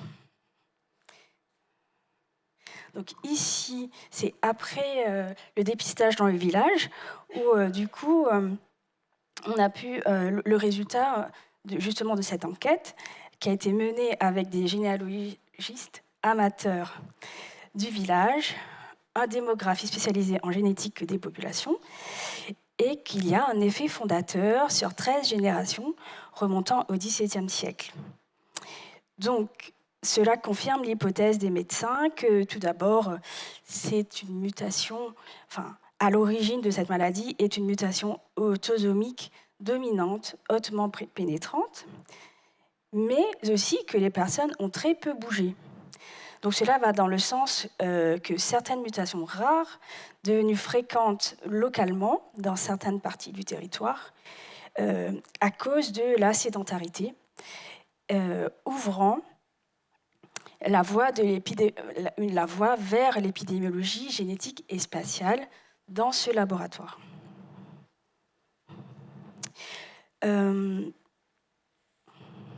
L'enquête est partie de l'hôpital, montre que les maladies considérées comme étant communes peuvent aussi avoir une ségrégation géographique. Toutefois, le groupe de médecins et de scientifiques constate qu'il y a des limites qui incluent que la population contrôle qu'ils utilisent, donc ce sont des apparentés non malades, n'est pas assez informatif pour retrouver les mutations génétiques. Donc pour cela, ils ont eu besoin de constituer une cohorte pour pouvoir pallier à ça, constituer une cohorte ou une biocollection avec une population de référence régionale, justement pour approfondir leurs analyses génétiques. Donc, on a cette historique d'enquête. Le deuxième point sur lequel se sont appuyés les épidémiologistes pour développer leurs critères a été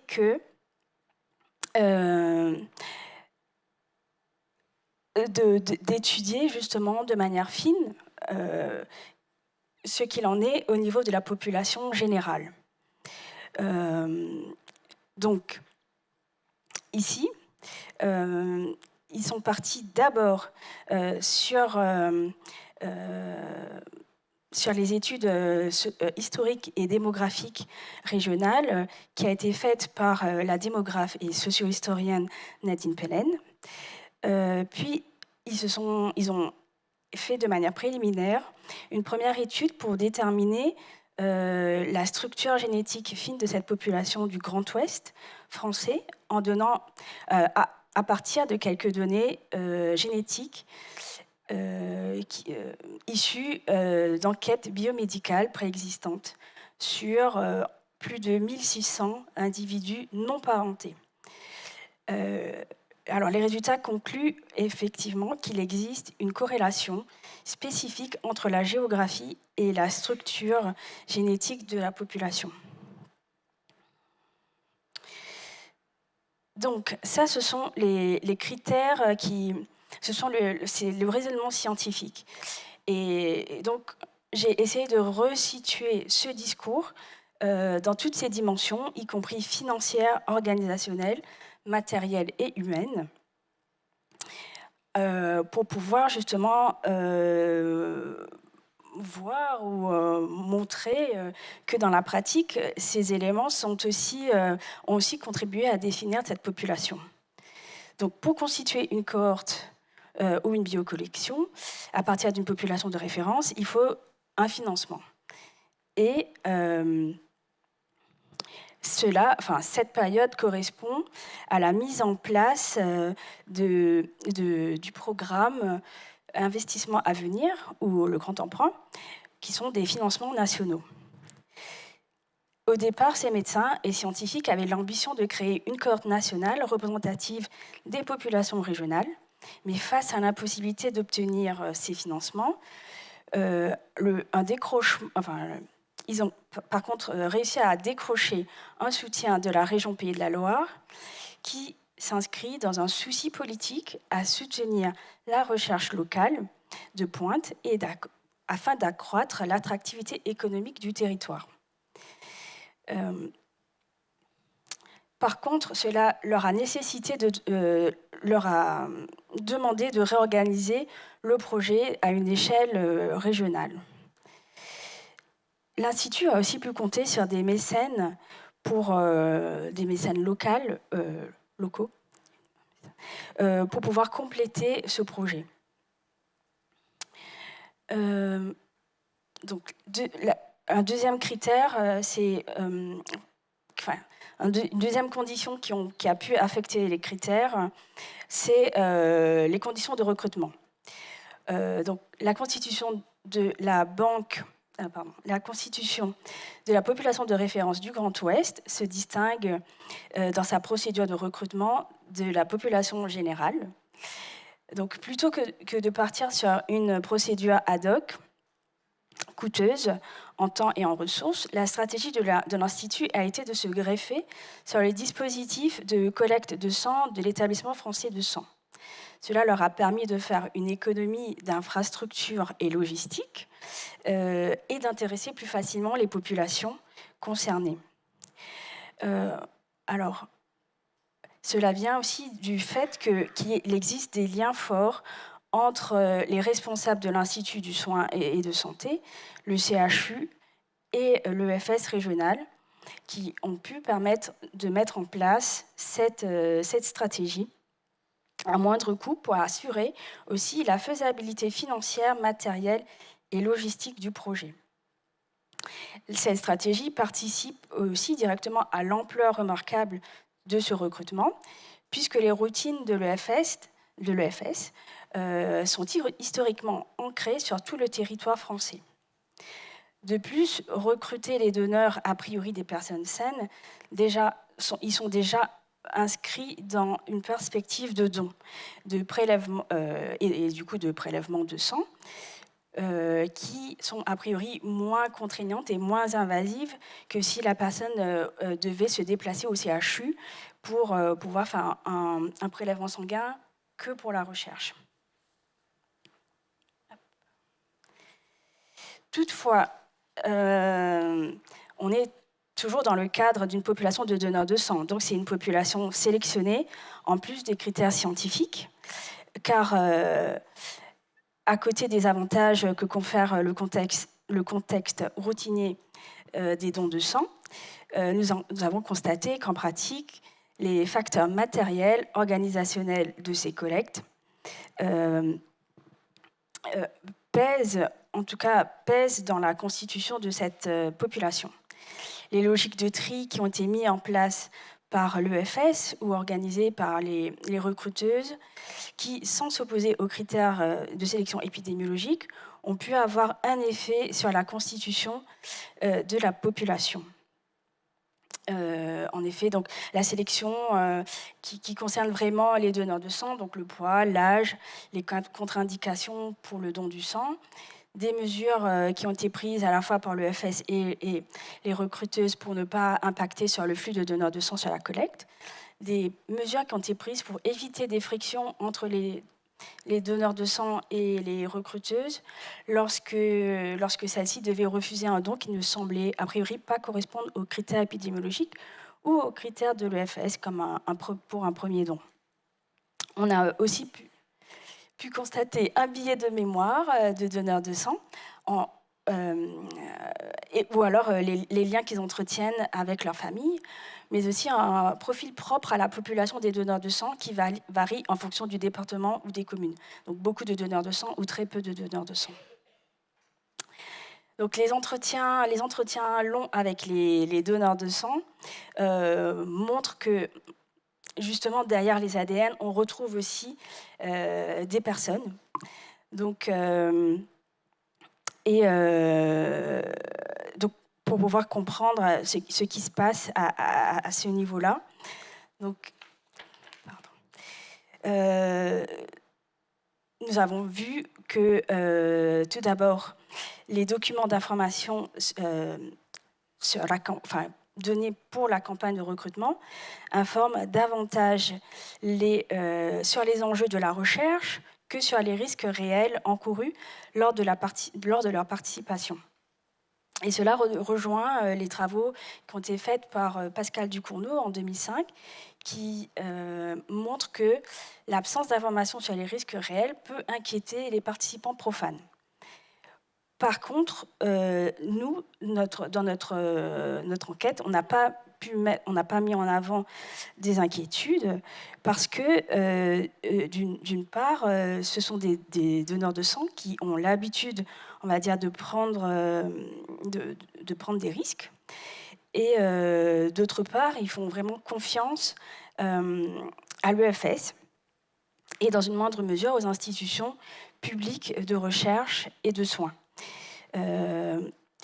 Donc l'EFS avec lequel les donneurs de sang disent partager les valeurs d'altruisme, d'utilitarisme et de bien commun, raison pour lesquelles ils ont participé à ce projet de recherche. Ils disent se sentir protégés par l'anonymat et par un cadre légal qui leur permette de ne pas motiver leur choix de participer ou non. Et bien que peu nombreux, il y a eu quand même des refus ou des oublis qui pourraient relever du comportement de l'évitement ou de la résistance, car ces donneurs de sang distinguent leur don de sang du don de la recherche. Toutefois, une majorité de répondants disent ne pas avoir lu ou avoir lu partiellement les documents d'information et de consentement.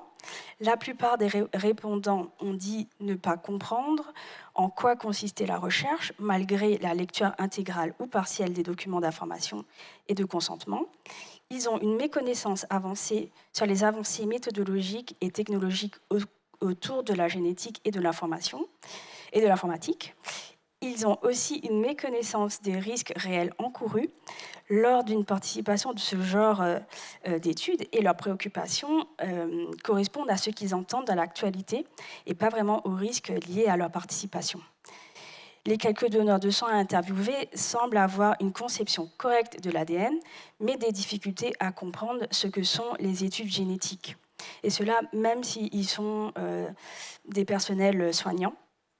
Ils n'associent pas le don du tube de sang à l'ADN, enfin, ils n'associent pas toujours le don du tube de sang à l'ADN et aux analyses de leur caractère génétique et comprennent mal le lien entre le tube de sang et les lieux de naissance des grands-parents. Hop. Je vais bientôt finir. Il reste juste... oui. Donc... Selon Ducournau, donc je reviens sur les travaux de Ducournau, un participant qui a une attitude délégative, donc délégation de la décision et du savoir, donc la majorité des cas, il accorde sa confiance à l'équipe de recherche ou au médecin, mais il peut ne pas vouloir endosser la responsabilité en cas d'un détournement de son don ou d'une utilisation qu'il juge être amorale. Dans notre cas, la délégation de confiance a été accordée à l'EFS. Et les donneurs de sang et les associations de donneurs de sang estiment que l'EFS a effectué un contrôle sur ceux qui vont utiliser leurs dons. Donc pour eux, c'est un gage d'une étude sérieuse, porteur des mêmes valeurs d'altruisme, d'utilitarisme et de bien commun que l'EFS. Donc les donneurs de sang n'ont pas d'attente en termes de contre-dons, hormis certains qui ont souhaité avoir un retour global des résultats de recherche. En parallèle, ils s'attendent à ce que certaines obligations tacites envers les chercheurs pour une bonne utilisation de leurs dons, utilisation pour la recherche académique publique non lucrative, pour les applications médicales et pas de modification génétique. Donc, pour conclure, bien que la biobanque a été pensée pour représenter au mieux une population sédentaire du coin, nous constatons que la biobanque représente une population construite et définie parce que les acteurs scientifiques, y compris les recruteuses, pensent être la population sédentaire régionale. Donc je n'aurai pas le temps de revenir sur les définitions de population représentative, sédentaire ou historique, qui sont utilisées de manière interchangeable par les acteurs scientifiques et médicaux pour désigner cette population.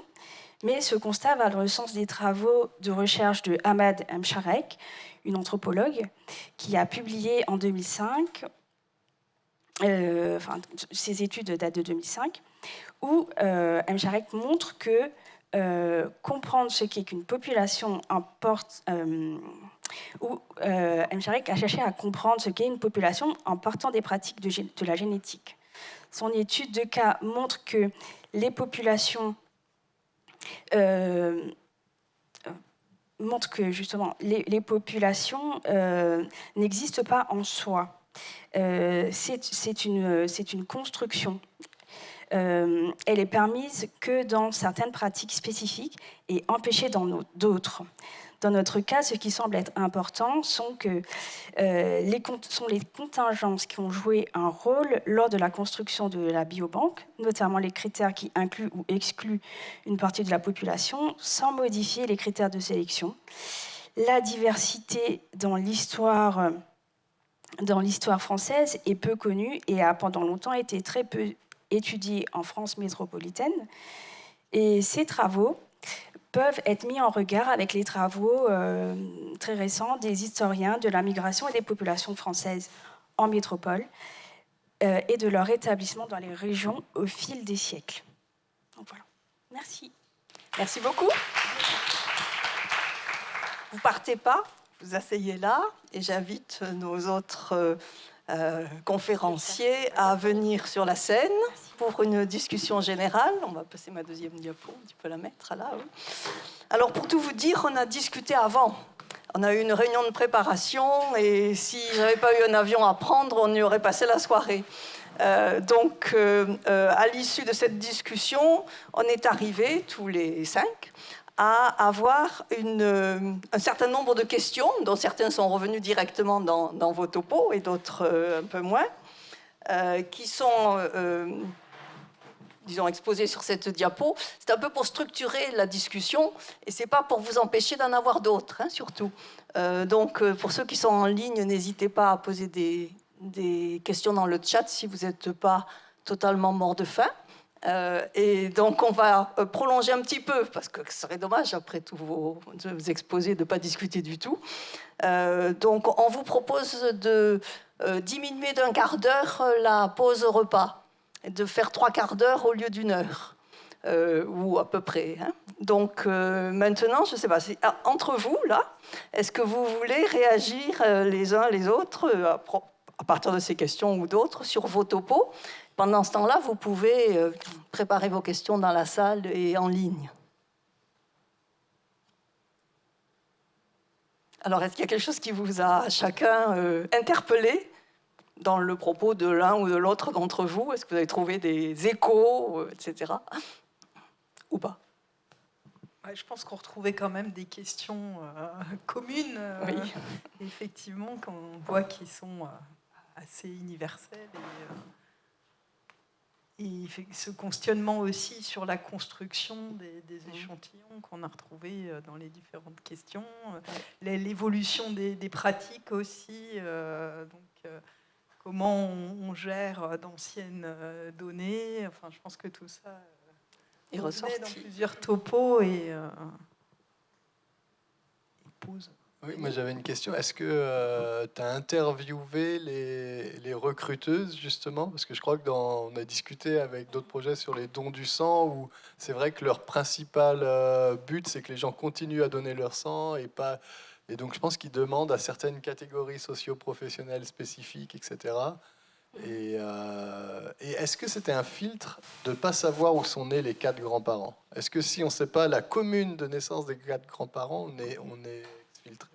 Oui, alors effectivement, oui, j'ai interviewé les recruteuses qui n'étaient pas toutes des personnels de l'EFS. Donc c'était des infirmières de recherche clinique du CHU de Nantes qui travaillent avec l'équipe de recherche. Et alors, leur but n'était pas de freiner le don du sang, ni d'empêcher les personnes de donner leur sang, mais c'était plutôt de pouvoir recruter des participants à leur projet de recherche. Donc, je n'ai pas pu le montrer ici, mais il y avait vraiment une table qui était située après le secrétariat pour pouvoir justement poser la question aux donneurs de sang. Alors, la première question qui vient tout de suite, c'est est-ce que vous êtes né dans les Pays de la Loire? Et au fur et à mesure que la banque se constituait, est-ce que vous êtes né dans le département ou dans la commune où elles étaient? Et puis la deuxième question, c'est est-ce que vous savez si vos parents et vos 4 grands-parents sont nés là? Est-ce que vous pouvez donner le nom des communes? Donc ou alors est-ce que vous savez si ces communes de naissance sont à moins de 30 km les unes des autres? Donc si les personnes ne pouvaient pas répondre à cela, ben, du coup, pour ne pas retarder le flux, donc les infirmières cliniques, enfin les recruteuses, les demandaient d'aller rejoindre, de poursuivre leur parcours de donneur de sang.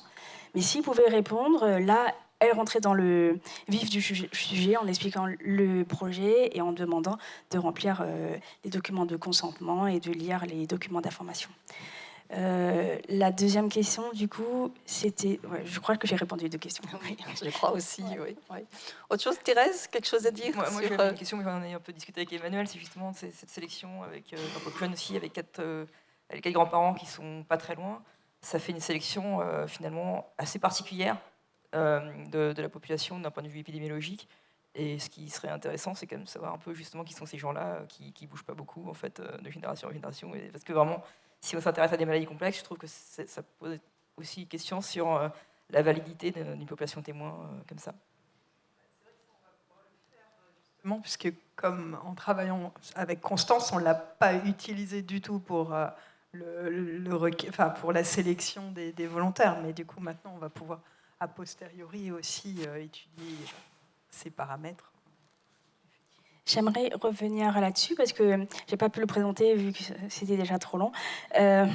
Justement, c'est cette réflexion sur les 4 grands-parents, ça vient des travaux des épidémiologistes sur la modélisation, en tout cas pour le cas que j'ai étudié, où justement, je crois que c'était les travaux de Michael Bloom, un statisticien, et son doctorant de l'époque, qui était que pour pouvoir avoir une information d'ordre géographique sur une personne, c'est plus informatif de voir l'origine des 4 grands-parents.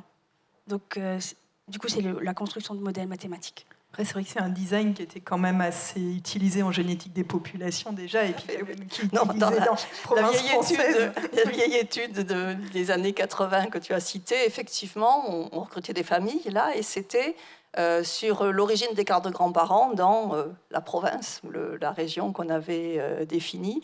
Et en plus, là, il y avait le fait de recruter dans des villages, donc dans les populations rurales et pas dans les villes. pour s'assurer encore plus de la régionalité, si on peut dire, sur l'hypothèse qu'effectivement, si les 4 grands-parents étaient nés dans des villages proches, il y avait des chances que ça remonte plus loin, en fait. Bon, alors, maintenant, vous discutez plus entre vous et on va prendre les questions dans la salle. Donc, attendez, j'ai la lumière dans les yeux, j'y vois rien. Oui, Emmanuel. Emmanuel Rial-Sebac. Donc merci infiniment pour cette session que je trouve aussi très importante, c'est-à-dire un peu sortir du contexte génétique médicale, génétique clinique, qu'on a l'habitude aussi de beaucoup travailler, et d'avoir cette dimension populationnelle et qui pose des questions vraiment spécifiques. Et ma question est pour Monsieur Pierron.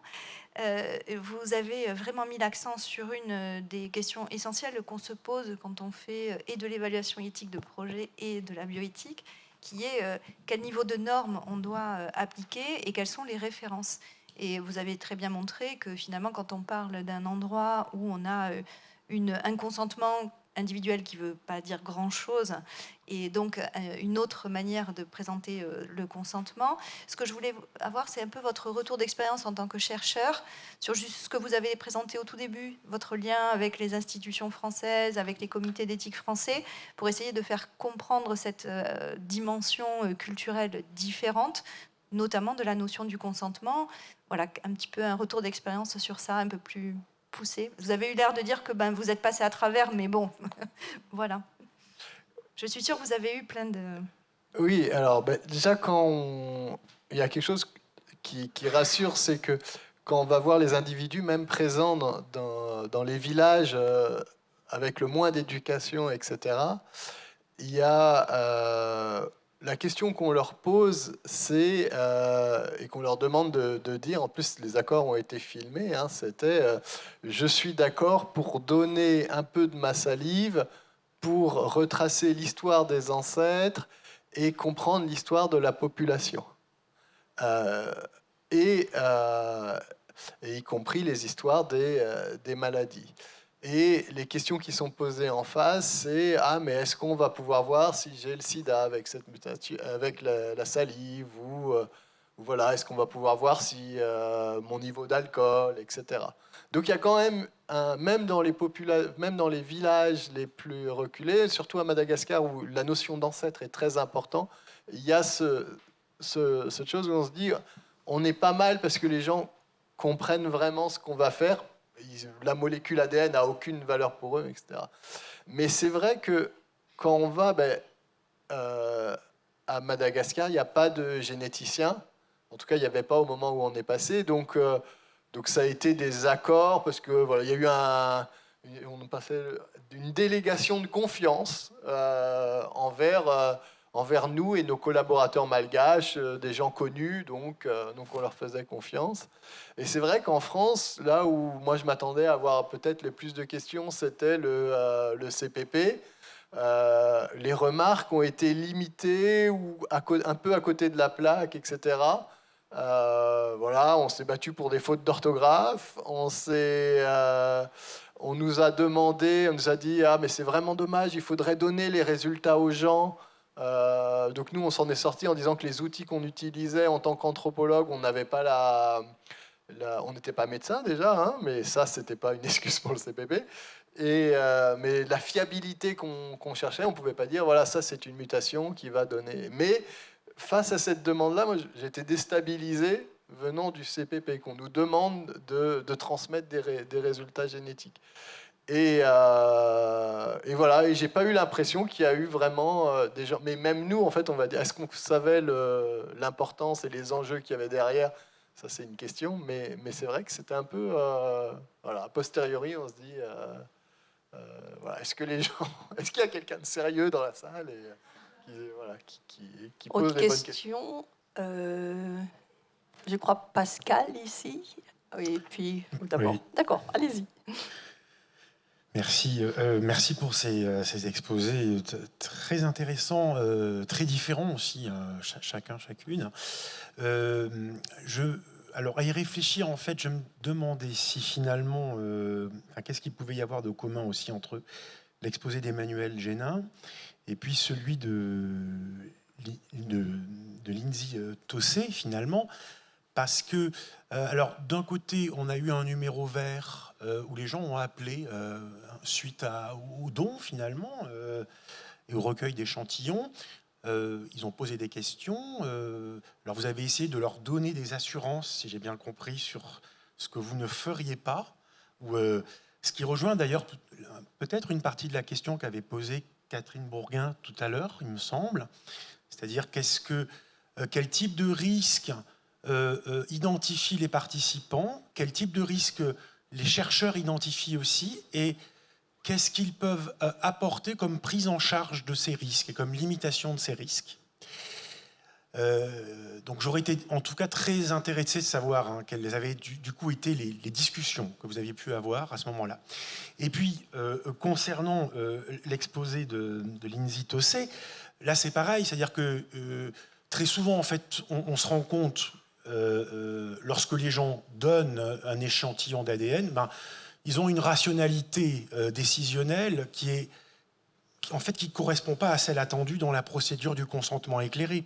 Il y a un décalage, vous l'avez très bien souligné d'ailleurs, et du coup, quelles pouvaient être les questions, là aussi, les réassurances par la suite qu'ils pouvaient demander, les risques qu'ils pouvaient identifier au fait d'avoir donné leurs échantillons.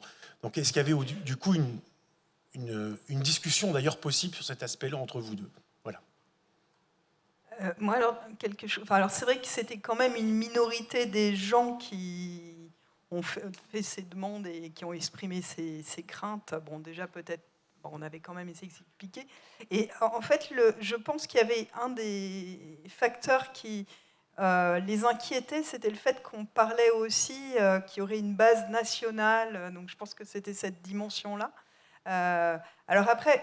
Alors, il y a un petit truc qui est peut-être un peu biaisé, c'est que moi, je connaissais bien aussi l'étude Prégo avant, puisqu'on avait participé côté Bretagne. Donc, il y a un certain nombre de choses aussi qui ont été un peu présentées de la même manière volontaire. Donc, c'était aussi pour donner cette information-là, même si on n'était pas dans le même contexte, puisque là, les gens se retrouvaient avec cette explication sur l'étude à la maison, avec leur kit et la décision de prendre ou non l'étude. Ils avaient été sensibilisés quand même à l'étude, déjà par le questionnaire qui avait été envoyé sur les lieux de naissance, parce que c'est des gens qui avaient répondu à ce questionnaire-là.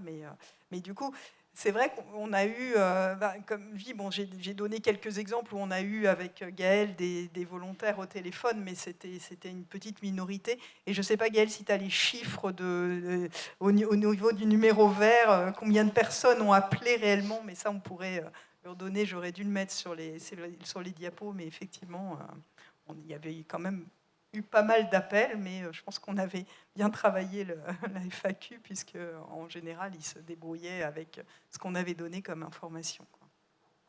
Lindsay, quelque chose à rajouter? Oui, alors moi, dans mon cas, c'était plus l'échange que j'ai eu avec les donneurs de sang, en allant les interviewer, les interroger chez eux, qui ont fait émerger des questionnements, parce que je ne sais pas s'ils ont avoué ou s'ils attendaient de moi que je leur explique l'étude, mais lorsque je leur demandais qu'est-ce que vous avez compris, ils me disaient tous « Ah je croyais que vous alliez m'en parler plus, que vous alliez m'en dire plus ». Et du coup, en parlant de pourquoi est-ce qu'ils ont donné, pourquoi ils ont participé, des questions un peu plus généraux comme ça, venaient sur le terrain. Ou alors, pour eux, qu'est-ce que c'est que une étude génétique ou des choses comme ça, apparaissaient certaines craintes ou préoccupations, donc, comme je le disais tout à l'heure, mais qui étaient plus de l'ordre de l'actualité. Donc en 2015-2016, il y avait l'édition des génomes avec les ciseaux CRISPR. Il y avait aussi un problème, je crois bien, à Rennes pour une recherche clinique. Et donc, c'était les genres de choses qui apparaissaient. Et puis, quand on venait sur leurs dons à eux, ils disaient que... ou alors, quand ils savaient où, au fur et à mesure qu'on discutait, ils comprenaient qu'on allait analyser l'ADN extrait du tube de sang qu'ils ont donné, à ce moment-là, il disait je n'ai rien à cacher, de toute façon, je ne suis pas un criminel, ou alors les questions avec les tests d'ADN pour la paternité, maternité, voilà, j'ai rien à cacher, ça vient en fait sur ces discussions-là. Et très peu très peu de questions sur que ce soit le piratage des banques de données ou l'utilisation pour x, y raison, enfin des vrais problèmes, des vraies problématiques qui peuvent arriver avec leurs propres dons à eux. Donc c'était un peu un mélange. Voilà. Merci. Autre question? Oui, voilà. c'est juste rapide, c'est question simple, réponse simple, je pense. Vous avez beaucoup parlé pour l'étude PopGen, donc de la base de données française. Vous nous avez montré les cartes françaises, mais j'ai pas vu les DOM-TOM. Est-ce que vous pensez les inclure? Alors, effectivement, on ne les a pas inclus parce qu'il n'y avait pas les données suffisantes sur Constance. Ce serait, mais il faut qu'on arrive à remonter une étude. Et c'est vrai que ce n'est pas simple non plus, puisqu'il faut étudier la population. On rejoint l'étude faite sur Madagascar, où une bonne connaissance, mais effectivement, et puis je suis sollicitée effectivement pour dire et comment on fait, nous, pour analyser nos données si on n'a pas les bonnes références de fréquence dans nos populations. Donc il faut qu'on le fasse. D'accord, super, ok, merci. Est-ce qu'il y a une autre question? Oui, au fond, là, je crois. Tu as les chiffres, du coup, le nombre Gaëlle de personnes qui oui, alors, le nombre de personnes qui sont... on répétera au micro pour que...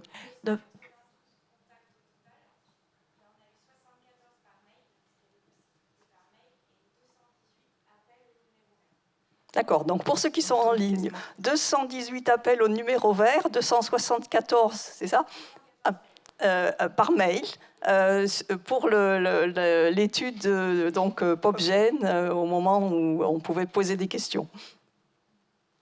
Je vais aller vite là parce que je pense que tout le monde a faim, mais en fait, on pourra après même en reparler, c'est sur le retour, la restitution des données individuelles dont vous avez parlé. Parce que, donc moi, je suis médecin, je vois bien qu'il y a une différence dans la finalité et qu'il y a la finalité recherche, la finalité soin.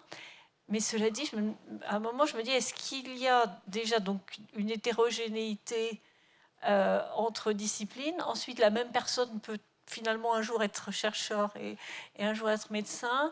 Et est-ce que, donc, entre disciplines, à l'intérieur d'une discipline et entre les pays différents, est-ce qu'il y a un peu d'accord, de réflexion sur est-ce qu'on pourrait avoir une sorte de logigramme sur quelles sont les situations où on restituerait les données individuelles ou pas? Parce que j'ai l'impression que ça va être horriblement hétérogène et difficile à comprendre, non? Je ne sais pas si sur Madagascar... Après, c'est vrai que c'était quelque chose de compliqué. Enfin, on en a beaucoup discuté sur PopGen. Parce qu'on déjà, c'était pas fait dans le cadre du soin, et puis c'était pas des gens qui venaient à l'hôpital. Alors, mais c'était inscrit dans le plan France Médecine Génomique. Donc voilà, il y avait. Mais après, de toute façon, le choix a été fait. Il y avait déjà ces discussions sur les gènes actionnables, qu'est-ce qu'on fait, mais on était déjà dans un cadre soins, c'était compliqué, donc se dire l'ouvrir en population générale, moi je sais que je voulais pas prendre cette responsabilité en me disant il faudrait qu'il y ait tous les acteurs qui peuvent interpréter. Il y avait aussi ces questionnements sur aujourd'hui, si on ne voit pas quelque chose, il faudrait réanalyser, enfin tout ce qui a été déjà discuté et qui va être fait de faire des réanalyses.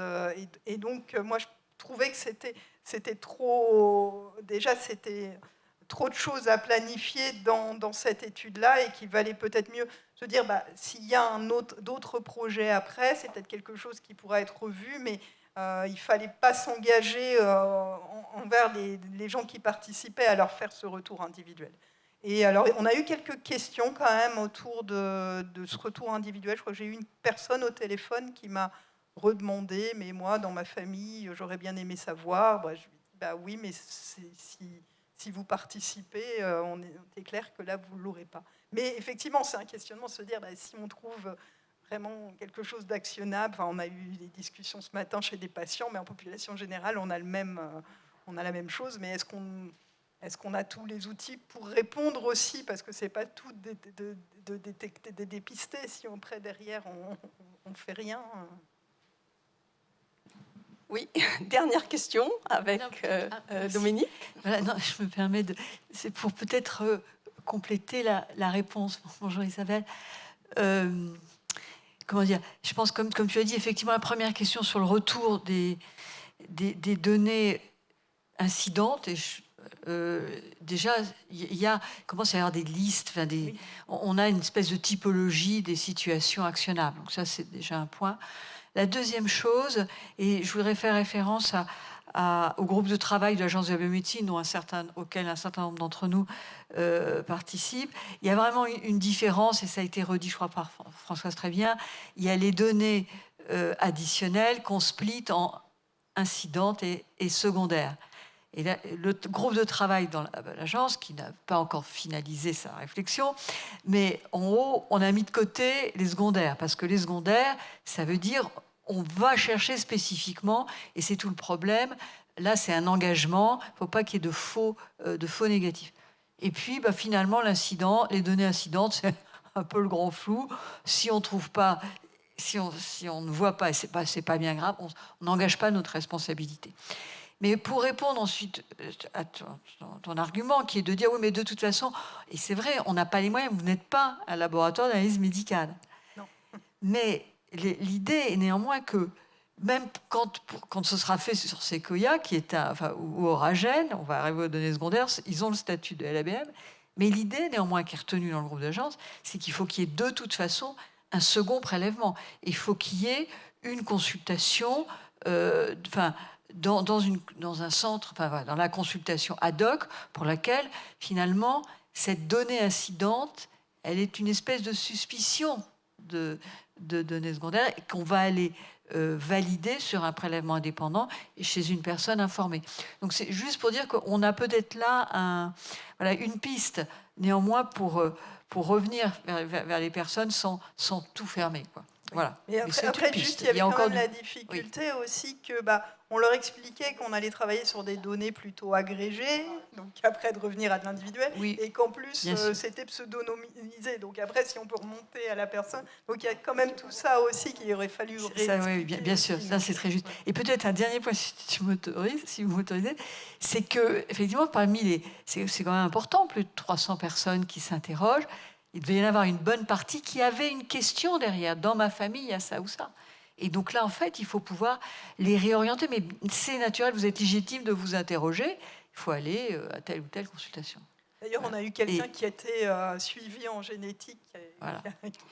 Alors écoutez, je vous invite à continuer la discussion autour du buffet, sinon vous allez tous tomber. Mais on reprend à 14h, parce qu'après, il y a des problèmes de train, etc. Donc voilà, vous avez 3 quarts d'heure. Et merci beaucoup à tous les intervenants et merci à vous pour vos questions.